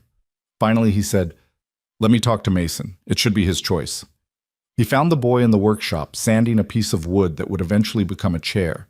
Mason looked up when Travis entered, saw his expression, and set down the sandpaper. "What's wrong?" Travis explained about the appeal, about the request for testimony. Mason listened quietly, his face impossible to read. "Would you have to testify too?" the boy asked. "If you wanted me there, yeah." "And Rosie?" "No, they wouldn't ask that of her. Just you, if you want to." Mason returned to his sanding, the rhythmic motion seeming to help him think. Finally, he said, "I want to do it." "You sure? It won't be easy." "I know, but Dr. Kimball says confronting our fears in a controlled way can help us heal. This feels like that." Mason met Travis's eyes.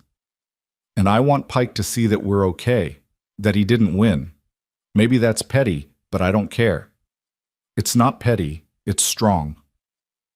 The hearing was scheduled for November, held in a federal courthouse in Phoenix. Travis, Mason, and Sheriff Calder made the drive together, leaving Rosie with Mrs. Chen for the day. The courthouse was imposing, all granite and glass, and Travis felt Mason tense beside him as they entered. Pike was already there, flanked by lawyers, looking older and grayer than the last time Travis had seen him. His eyes found Mason and something flickered across his face. Surprise, maybe, or recognition. Mason's testimony was brief but powerful. He spoke about that night, about watching his parents die, about running through the fire. But he also spoke about after, about being taken in by Travis, about learning to trust again, about the life they'd built. His voice was steady, clear, and when he finished, the judge thanked him for his courage. Pike's appeal was denied within hours. The sentence stood, life without parole. On the drive home, Mason was quiet, processing. Travis didn't push, just drove and waited for the boy to speak when he was ready. Finally, as they crossed back into their county, Mason said, "I feel different." "Good different or bad different?" "Good, I think. Like I closed a door I didn't realize was still open." Travis understood that perfectly. Sometimes you had to face the thing that broke you to prove to yourself that you'd healed. That night, they had a quiet dinner together, the three of them, and didn't mention the hearing or Pike or any of it. They just talked about normal things, Rosie's upcoming school play, Mason's idea for a new project in the workshop, whether they should get that dog Rosie had been campaigning for. Later, after the kids were in bed, Travis stood on the porch again, his usual spot, his thinking place. The stars were out, brilliant and infinite. He thought about all the nights he'd stood here alone, watching these same stars, feeling like he was drifting through a life that had no anchor. He wasn't alone anymore. He wasn't drifting. He had Mason and Rosie, had this ranch, had a purpose that went beyond just surviving. And tomorrow he'd wake up and make breakfast and drive the kids to school and work on the fence line and help with homework and do all the ordinary, extraordinary things that made up the life they'd built together. The door opened behind him and Mason stepped out, pulling on a jacket against the autumn chill. "Can't sleep?" Travis asked. "Nah, just wanted to check on you. I'm good." Mason joined him at the rail and they stood shoulder to shoulder, father and son watching the night. "Hey, Travis." "Yeah?" "Thanks for today, for being there. Always." They stood in comfortable silence, and Travis felt a profound sense of gratitude wash over him, for the chance to be here, to be someone's father, to matter in a way he'd thought he'd lost the right to years ago. These kids had saved him as much as he'd saved them, maybe more. The wind picked up, carrying the scent of sage and pine. Somewhere in the distance, a coyote called and another answered. The ranch settled into sleep around them, peaceful and safe. Home. And Travis knew, with absolute certainty, that he'd do it all again in a heartbeat. Every terrifying moment, every sacrifice, every choice that led to this porch and this boy and this life. He'd walk through fire 1,000 times for this. For them. For family. Years have a way of softening the sharp edges of memory. The nightmares came less frequently as time passed. The flashbacks grew fainter. and the constant vigilance that had defined their first months together gradually eased into something more sustainable. Travis still checked the locks at night, but now it was habit rather than panic. Mason still flinched at sudden loud noises, but he recovered faster, didn't let it derail his whole day. And Rosie, resilient in the way only children can be, seemed to remember her parents with love rather than trauma, keeping their memory alive through stories and drawings rather than tears. The ranch thrived in ways Travis hadn't anticipated. What started as a simple cattle operation expanded when Mason showed an aptitude for breeding and training horses. By the time he was 16, the boy had 3 mares and a stallion, and people from neighboring counties were calling to inquire about purchasing foals. Travis watched with quiet pride as his son negotiated deals with the confidence of someone twice his age, his father's business sense clearly inherited. Rosie's chicken operation had evolved too. She now had 24 birds, sold eggs to half the town, and had started a small side business making decorated egg cartons that she sold at the farmer's market. At 12 years old, she had a bank account with more money than Travis had saved by the time he was 20, and she was already talking about college funds and investment strategies she'd read about online. "Where does she get this stuff?" Travis asked Mrs. Chen one afternoon when she stopped by for what had become a monthly social visit rather than an official check-in. "She's brilliant, tested in the 98th percentile for math and reading. Her teachers think she could skip a grade, maybe 2. Mrs. Chen watched Rosie through the window, where the girl was reorganizing her chicken coops with the precision of an engineer. "Have you thought about what that might mean for her future?" Travis had, more than he wanted to admit. Rosie was too smart for this small town, too ambitious to be satisfied with the life he could offer her here. The thought of her leaving someday, for college, for opportunities he couldn't provide, sat like a stone in his chest. But he'd never hold her back. That wasn't what parents did. "She can be whatever she wants to be," he said quietly. "Go wherever she needs to go. I'll make sure of it." "And you'll be okay with that? When she leaves?" Travis was quiet for a long moment. "No, but I'll survive it. That's what you do for your kids. You let them go even when it breaks your heart." Mrs. Chen smiled sadly. "You've come a long way from the reluctant cowboy who didn't know the first thing about parenting. Had good teachers and better kids than I deserved." That spring, Mason graduated high school at 17, top 15% of his class, despite starting his freshman year in the aftermath of trauma. Travis sat in the audience at the graduation ceremony, watching his son walk across the stage in cap and gown, and felt an overwhelming mixture of pride and disbelief. How had they gotten here? From that blood-soaked night to this moment of achievement and normalcy?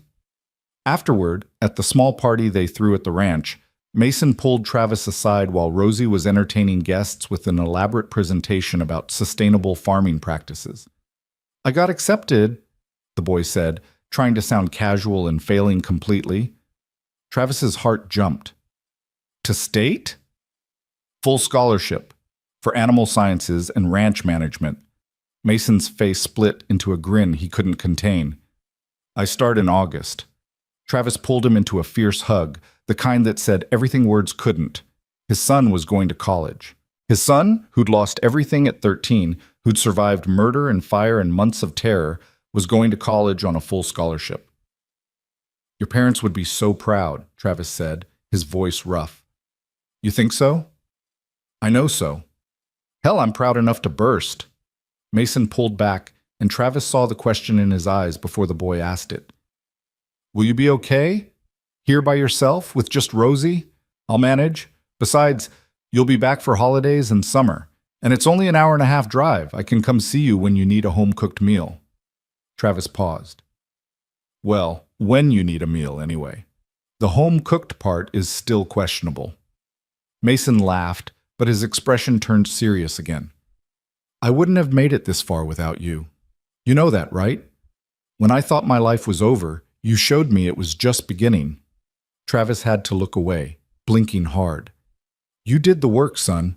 I just gave you a place to do it." "You gave me more than that. You gave me a reason to try." The summer before Mason left for college was bittersweet. They worked the ranch together, father and son moving in the synchronized rhythm of people who knew each other's thoughts without speaking. Travis taught Mason everything he could think of: how to repair fences in winter, how to spot illness in cattle before it spread, how to read weather patterns in the clouds. As if cramming 4 years of knowledge into 3 months could prepare the boy for everything ahead. Rosie was both excited for her brother and devastated to lose him. She followed Mason everywhere, chattering constantly, as if she could hold on to him through sheer force of words. The night before he left, Travis found her crying in her room, her stuffed rabbit clutched to her chest. "Hey, sweetheart," he said softly, sitting on the edge of her bed. "What's wrong?" "Mason's leaving. What if he doesn't come back? What if something happens like before?" Travis's heart clenched. The fear of loss never fully went away, especially for someone who'd lost so much so young. "Mason's going to college, not war. He'll be safe. And he'll be back for Thanksgiving. That's only 3 months away." "But what if he likes it there better? What if he makes new friends and forgets about us?" "Rosie, look at me." Travis waited until her tear-filled eyes met his. "That boy loves you more than anything in this world. He practically raised you when your parents died. You think a little thing like college is going to change that? He'll call, he'll visit, and yes, he'll make new friends and have new experiences. But you're his sister. That's forever. Promise?" "I promise." She threw her arms around him and Travis held her, this little girl who wasn't so little anymore, and marveled at how much his capacity for love had expanded. He'd gone from a man who couldn't imagine caring for anyone to someone whose entire world revolved around these 2 kids. They drove Mason to campus on a scorching August morning, the truck loaded with boxes of clothes and books, and the chair he'd built in the workshop. The dormitory was chaos, parents and students everywhere, tearful goodbyes and excited hellos overlapping in a cacophony of transition.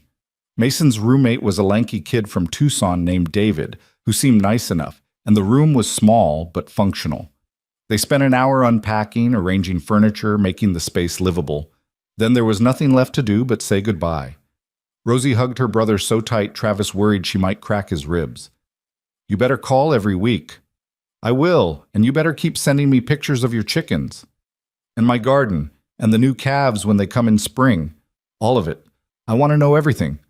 When it was Travis's turn, he pulled Mason aside, away from Rosie and the chaos of the hallway. For a moment, they just stood there, 2 men who'd saved each other's lives, looking at each other with the weight of everything unsaid between them. "You've got this," Travis said finally. "You're smart, you're tough, and you know who you are. Don't let anyone convince you otherwise." "I'm scared," Mason admitted quietly. "Good. Means you're paying attention.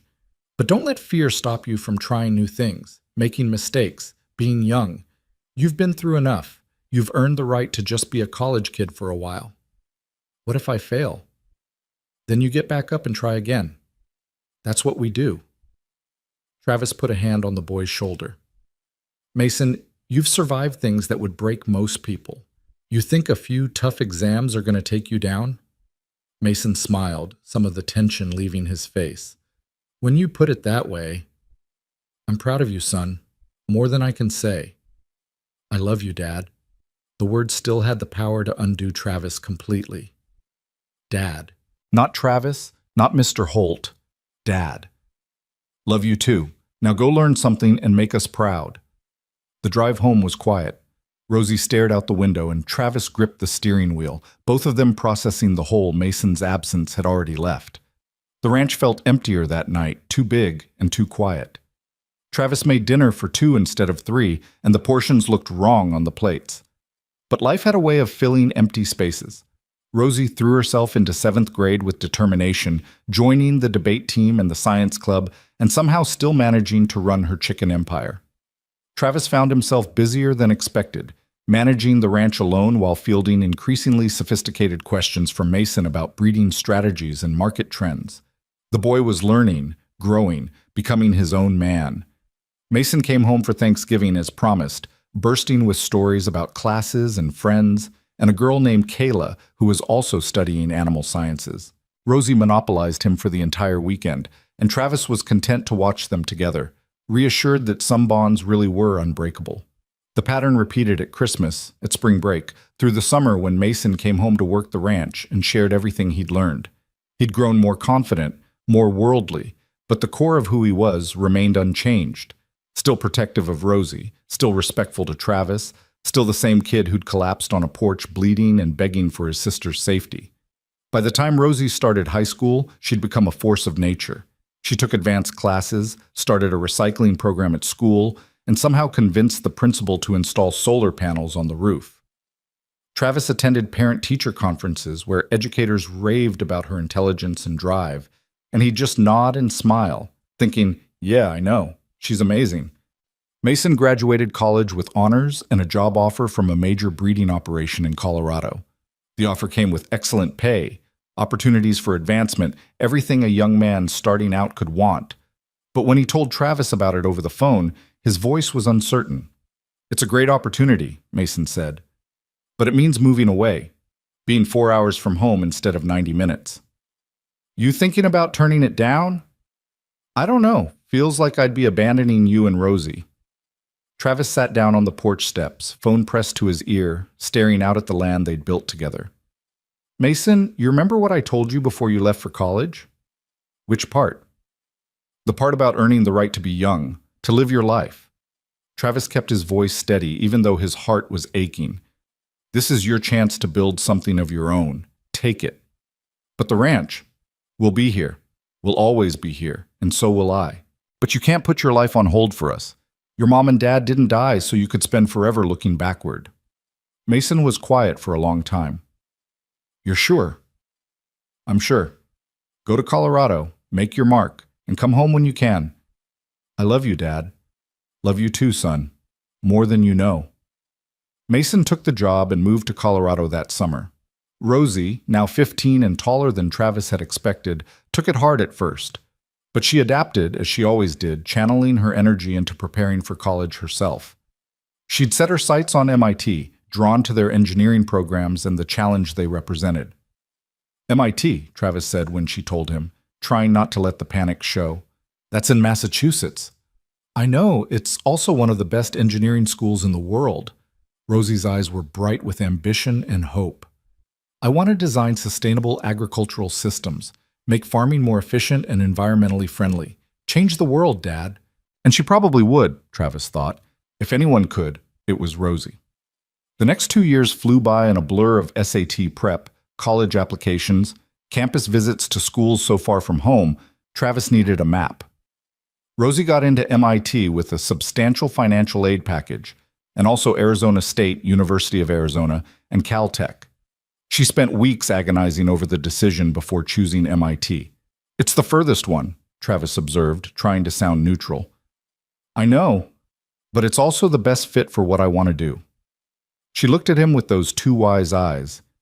You're going to be okay, right? Here by yourself?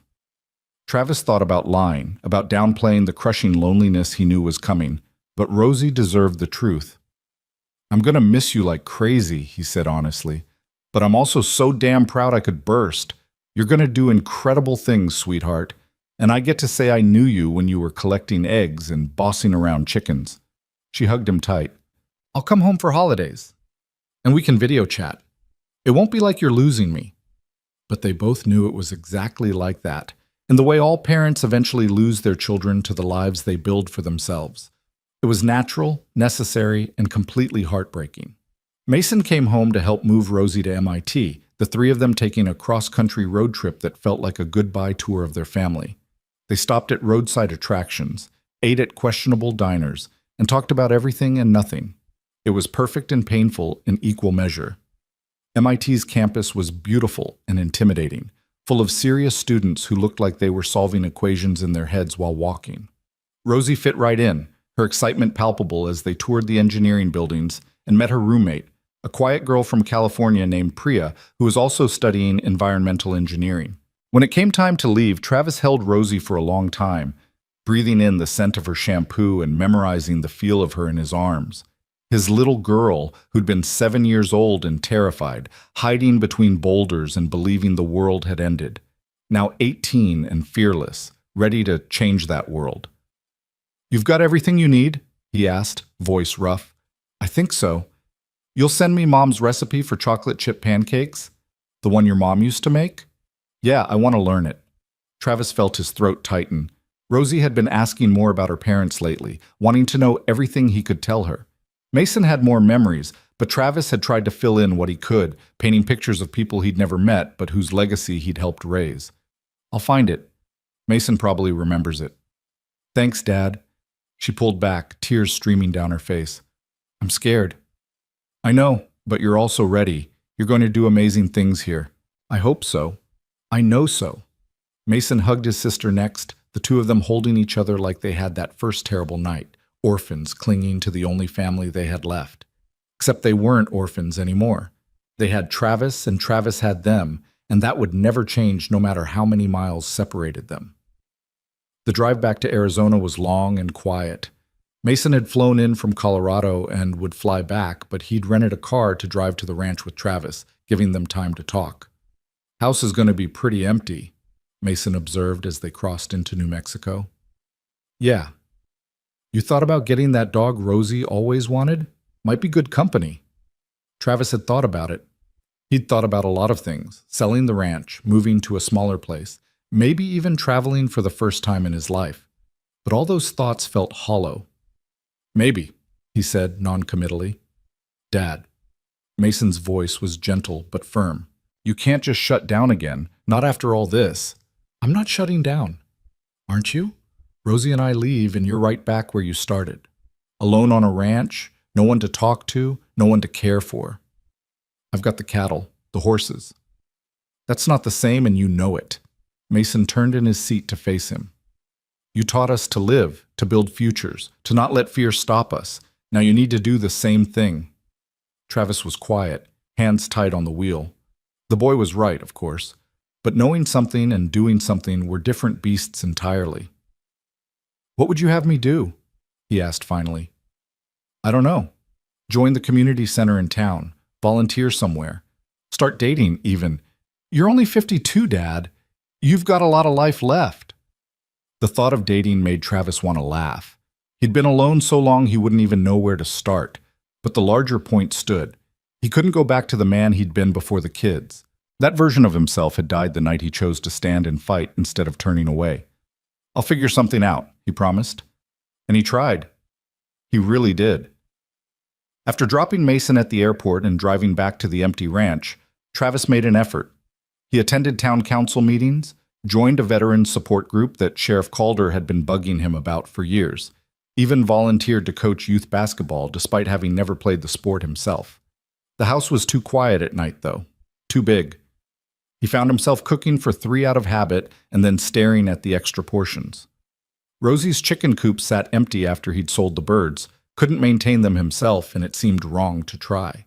The workshop, Mason's domain, gathered dust. Travis called the kids weekly, video chatted when schedules aligned, but it wasn't the same. Rosie was thriving at MIT, already working on research projects with professors. Mason had been promoted and was managing his own breeding program in Colorado. They were building their lives, and he was so proud he could barely stand it. But late at night, sitting on that porch, under those same stars, Travis felt the loneliness creep back in. Not the same as before. He'd been changed too fundamentally for that, but a different kind of alone. The kind that came from loving people so much, their absence left craters. One November evening, almost 10 years to the day since that first bloody night, Travis was fixing the barn door when Sheriff Calder's truck appeared on the road. The sheriff climbed out with a folder under his arm, his expression unreadable. Tom, Travis greeted him. What brings you out here? Got something you need to see. Calder opened the folder and pulled out a photograph. This came across my desk this morning. Thought you should know. Travis took the photo and felt his breath catch. It was Dawson Pike, but different. Older, grayer, his prison uniform hanging loose on a frame that had lost considerable weight. But what stopped Travis cold was the date stamp. 3 days ago. He's dead, Calder said quietly. Heart attack in his cell. They ran an autopsy, confirmed it was natural causes. Travis stared at the photo, waiting for satisfaction or relief or something. But all he felt was a distant sadness for a life wasted on violence and greed. The kids know? I called Mason first. He said he'd tell Rosie. Calder shifted his weight. Thought you'd want to hear it in person, though. Thanks, Tom. After the sheriff left, Travis sat on the porch steps with the photo in his hands. Pike was dead. Strand was rotting in prison. The threat that had hung over them for years was finally, completely gone. The kids were safe, had always been safe, but now there wasn't even the ghost of danger. It should have felt like closure. Instead, it just felt like one more chapter ending. His phone rang. Mason. "Hey, Dad, Sheriff called you?" "Yeah, he just left." "How do you feel about it?" Travis considered the question. Relieved, I guess. Though it's hard to feel much of anything about a man I haven't thought about in years. That's kind of the point, isn't it? Mason's voice was thoughtful. He doesn't matter anymore. Hasn't mattered for a long time. We moved on, built lives. He stayed in a cell and died alone. You sound like you're doing okay with it. I am. It's just, it made me think about that night, about everything that came after. Mason paused. Dad, I need to tell you something. Travis's grip tightened on the phone. What's wrong? Nothing's wrong. The opposite, actually. I'm getting married. The words took a moment to register. To Kayla? Yeah, I proposed last week, and she said yes. We're thinking next summer, small ceremony in Colorado. But Dad, Mason's voice grew emotional. I want you to walk me down the aisle. Well, stand with me anyway. You're the only parent I've got. The only one that matters. Travis felt tears sting his eyes. I'd be honored, son. And I was thinking maybe we could have it at the ranch. I know it's a lot to ask, but that place means everything to me. It's where we became a family. Seems fitting to start my new family there too. Mason, that place is as much yours as it is mine. You want to get married there? We'll make it happen. They talked for another hour, making preliminary plans, and by the time Travis hung up, he felt lighter than he had in months. His son was getting married. His son was happy, settled, building a life. Everything Travis had hoped for, and more. Rosie called an hour later, having heard the news from Mason. Can you believe it? Mason's getting married. I'm going to be an aunt someday. Slow down there, Travis laughed. Let him get through the wedding first. I know, but Dad, this is huge. Our family is growing. She paused. You should invite someone, right? To the wedding? A date. Rosie, I'm serious. You've been alone too long. It's time. I'm fine. You're lonely. We both know it. And you deserve better. Her voice softened. You gave us everything, Dad. Let yourself have something too. After she hung up, Travis sat with her words. He'd spent so many years defining himself by his relationship to the kids, he'd forgotten he was a person independent of being their father. Maybe it was time to remember. The Veterans Support Group met on Wednesday nights at the community center. Travis had been attending sporadically, but that week he went and actually participated, sharing stories about his adjustment from military to civilian life. Afterward, a woman named Sarah approached him. I remember you, she said. You're the cowboy who adopted those kids. That's me. That was an incredible thing you did. Not many people would have had the courage. She smiled. I'm Sarah Chen, Patricia's sister. Travis blinked in surprise. Mrs. Chen has a sister? 3 of them, actually. I just moved to town a few months ago to be closer to family. Heard all about you and your kids from Patricia. She hesitated. This might be forward, but would you want to grab coffee sometime? I've been wanting to learn more about the ranch life, and Patricia says you're the expert. Travis almost said no out of habit, but he thought about Rosie's words, about Mason's upcoming wedding, about the life stretching ahead of him. Maybe it was time to take his own advice about not letting fear stop you from living. Yeah, he said, surprised by his own answer. Coffee sounds good. They met the following Saturday at a diner in town. Sarah was a widow, her husband having passed from cancer 3 years prior. She was funny, intelligent, and had a no-nonsense attitude that reminded Travis a bit of Mrs. Chen. They talked for 2 hours, and when they parted, Travis realized he'd enjoyed himself. Actually enjoyed himself, in a way that had nothing to do with the kids or the ranch or any of his usual concerns. They started seeing each other casually. Coffee, dinners, walks around town. Nothing serious, just companionship. but it was enough to make the house feel less empty, to give Travis something to look forward to beyond video calls with the kids. When he told Mason and Rosie about Sarah, they were thrilled. "Finally," Rosie exclaimed. "I was starting to think I'd have to set up an online dating profile for you." "Please don't," Travis said, horrified. "No promises." The months leading up to the wedding were a whirlwind of preparation. Travis worked with Mason to plan the ceremony, clearing a spot by the creek where the boy had caught his first fish. They built an arbor from wood Mason had helped cut years ago, strung lights through the trees, created something beautiful from the land that had witnessed so much pain and transformation. Sarah helped with the planning, and Travis found himself grateful for her steady presence. She never tried to replace the kids or compete for his attention, just offered support and partnership. It was different from his relationship with Mason and Rosie, but no less valuable. The wedding was in June, on a perfect day when the sky was impossibly blue and wildflowers dotted the meadow. 50 guests filled chairs by the creek, while Mason stood under the arbor in a suit that made him look like his father from the pictures Travis had seen. Kayla was beautiful, nervous, radiantly happy. Rosie stood as maid of honor, having flown in from MIT the week before. She was 20 now, poised and brilliant, and Travis couldn't believe how much she'd grown. When had his little girl become this confident young woman? Travis walked Mason to the arbor, and as they stood there together, the minister beginning the ceremony, Travis felt a profound sense of completion. This was what they'd fought for. This moment of joy and celebration and new beginnings. This was what those terrified kids deserved, the chance to grow up, fall in love, build futures. The ceremony was simple but moving. When Mason and Kayla exchanged vows, promising to love and support each other through whatever came, Travis had to wipe his eyes. Rosie was openly crying, and even Sarah had tears streaming down her face. At the reception, Travis gave a toast. He talked about the night Mason and Rosie came into his life, about how they'd saved him as much as he'd saved them, about the family they'd built from ashes and pain and stubborn determination. He talked about Mason's courage, his kindness, his strength. "I'm proud to call you my son," Travis finished, his voice breaking. "And I'm grateful every single day that you stumbled onto my porch and gave me a reason to fight, to live, to be better than I was. Congratulations, Mason and Kayla.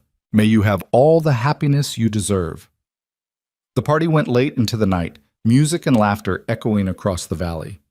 Travis danced with Rosie, with Sarah, even with Kayla at her insistence. He watched Mason glow with joy, watched guests mingle and celebrate, and felt a contentment he'd thought was impossible. Around midnight, he found himself back on the porch, his usual spot, watching the festivities from a distance. Rosie found him there, still in her bridesmaid dress but barefoot now, shoes abandoned hours ago. "Penny for your thoughts," she said, settling into the chair beside him. "Just thinking about how far we've come, all of us. It's pretty incredible, isn't it?" She looked out at the party, at Mason dancing with his new wife. "I've been thinking about Mom and Dad a lot lately, wondering what they'd think of all this. They'd be proud of you both, so proud." "I hope so." Rosie was quiet for a moment. "You know what's weird? I can barely remember their faces now without looking at pictures. Their voices are gone, but I remember how they made me feel safe, loved." She looked at Travis. "You gave me that feeling again, when I didn't think I'd ever have it." "Rosie, let me finish." She grabbed his hand. "You saved our lives, Dad. Not just that night, but every day after. You could have given up on us so many times. We were difficult, traumatized, challenging. But you never quit. You learned how to be a parent on the fly, made a million mistakes, and loved us through all of it." Her eyes shone with tears. "I'm who I am because of you. Mason is who he is because of you. We got our second chance because you gave us one." Travis pulled her into a hug, this remarkable young woman who'd been a terrified child hiding in the darkness. "You gave me a second chance too, sweetheart. I was half dead when you two showed up, just going through the motions. You reminded me what it meant to be alive." They sat together, father and daughter, watching the celebration wind down.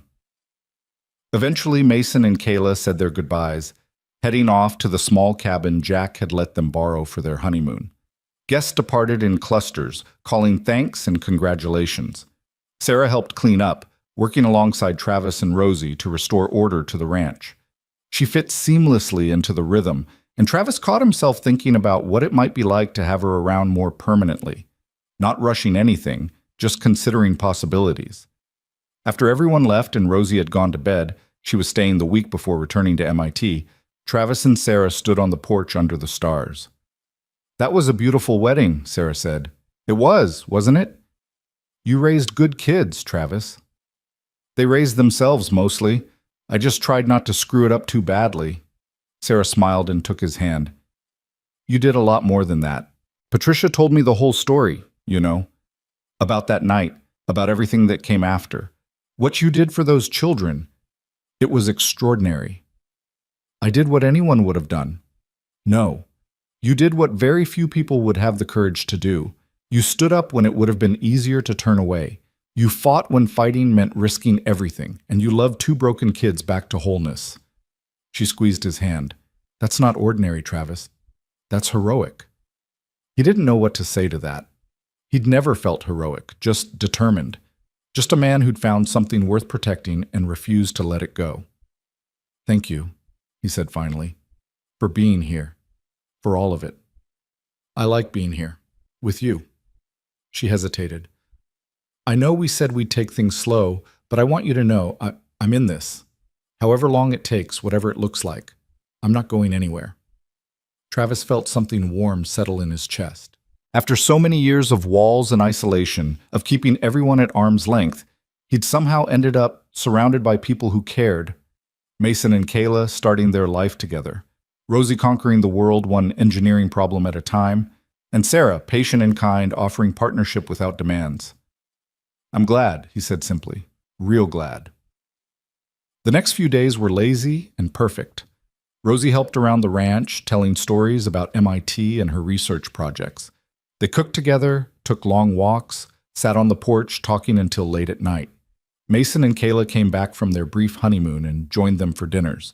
The five of them, Travis, Sarah, Mason, Kayla, and Rosie, feeling like the natural evolution of the family that had started with three. On Rosie's last night before flying back to Boston, they had a barbecue by the creek. Travis grilled steaks while Mason tended to the fire pit and the women prepared sides. Music played from a portable speaker, and as the sun set, painting the sky in shades of orange and purple, Travis looked around at these people he loved and felt grateful beyond measure. "Speech!" Rosie called out suddenly. "Dad needs to give another speech." "I gave one at the wedding," Travis protested. "That was for Mason. This one's for all of us." Everyone turned to him expectantly, and Travis realized he actually had something to say. He stood, beer in hand, and looked at each of them in turn. 10 years ago," he began, "I was a different person. Closed off, angry, alone by choice. I'd convinced myself that was how it had to be, that I was better off without connections or commitments. And then 2 kids showed up bleeding and scared on my porch. And everything changed." He looked at Mason and Rosie. "You two gave me a purpose when I'd forgotten what that felt like. You challenged me, frustrated me, and loved me, even when I had no idea what I was doing. You turned a house into a home and a loner into a father. And I've spent every day since trying to be worthy of that gift." His gaze shifted to Kayla. "Welcome to this crazy family. Mason's lucky to have you, and so are we." Finally, he looked at Sarah. "And thank you for showing me that second chances can come at any age, in any form, that it's never too late to let someone in." He raised his beer. "To family. The ones we're born into, the ones we choose, and the ones we build from scratch. To second chances and new beginnings, to all of us." They drank, cheered, and then Rosie was crying again, happy tears this time, and hugging everyone in reach. The evening dissolved into easy conversation and laughter, the kind that came from people who knew each other's scars and loved each other anyway. Later, after everyone else had gone to bed, Travis found himself back in his usual spot. The porch, the stars, the quiet. But it felt different now. Not lonely, just peaceful. Reflective. He thought about that October night a decade ago. About the choice he'd made to stand and fight instead of turning away. About how that one decision had led to everything after. The fear and joy, the struggle and triumph, the family he'd built from nothing. Travis had lost his house that night. lost his solitude, his carefully constructed isolation, his belief that he was better off alone. But he'd gained Mason and Rosie, gained purpose and meaning, gained the chance to be someone's father, someone's family, someone who mattered. The door opened behind him, and Rosie stepped out, wrapped in a blanket. "Couldn't sleep," she said, settling into the chair beside him like she had 1,000 times before. "Me either." They sat in comfortable silence, father and daughter watching the night. After a while, Rosie spoke. "I've been thinking about something Dr. Kimball told me once, years ago, in one of our sessions." "Yeah, what's that?" "She said that trauma can break us, but it can also remake us into something stronger. That sometimes the worst things that happen to us create space for the best things to grow." Rosie looked at Travis. "I didn't understand what she meant at the time, but I do now." "What do you mean?" "Losing Mom and Dad broke me, shattered me into pieces, but it also led me here, to you, to this family, to this life." Her voice was thick with emotion. "And I would never, ever wish for what happened. I'd give anything to have them back. But since I can't, I'm grateful for what came after, for you, for Mason, for everything we built together." Travis felt tears slide down his face, making no effort to hide them. "Your parents would be so proud of you, Rosie, of the woman you've become, of how you took that pain and used it to fuel something good. I learned that from you. You took your pain from the war, from whatever happened before we met, and you used it to save us, to build this." She gestured at the ranch, at everything they'd created. "You showed us how to turn tragedy into triumph." "I just did what needed doing." "No, you did what very few people have the courage to do. You chose love over fear, connection over isolation, and you gave 2 broken kids a reason to believe in good things again." They talked until dawn began to lighten the eastern sky, sharing memories and dreams for the future. When Rosie finally went to bed, Travis stayed on the porch, watching the sun rise over the ridges. Another day beginning, another chance to live the life he'd fought for. He thought about Mason and Kayla starting their marriage, about Rosie's dreams of changing the world, about Sarah waiting patiently to see where their relationship might go. He thought about all the moments ahead, graduations, grandchildren maybe, milestones he couldn't yet imagine. And he thought about that terrified cowboy who'd opened his door to bloodshed and chaos, who'd made a choice in a split second that changed everything. That man was gone, transformed by love and necessity into someone stronger, someone better, someone who understood that the greatest battles weren't fought with guns, but with determination to show up, day after day, for the people who needed you. Travis Holt had been a soldier once, a loner, a man running from his past. Now he was a father, a partner, a man who'd built a future worth fighting for. The sun climbed higher, burning off the morning chill, and Travis stood to face another day. There was work to do, always work to do on a ranch.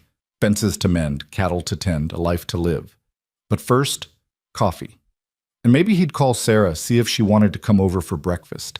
Maybe they'd sit on this porch together, watching the day unfold, building toward whatever came next. Because that was the thing about second chances, they didn't end. They just kept offering new possibilities, new opportunities to choose love over fear, connection over isolation, hope over despair.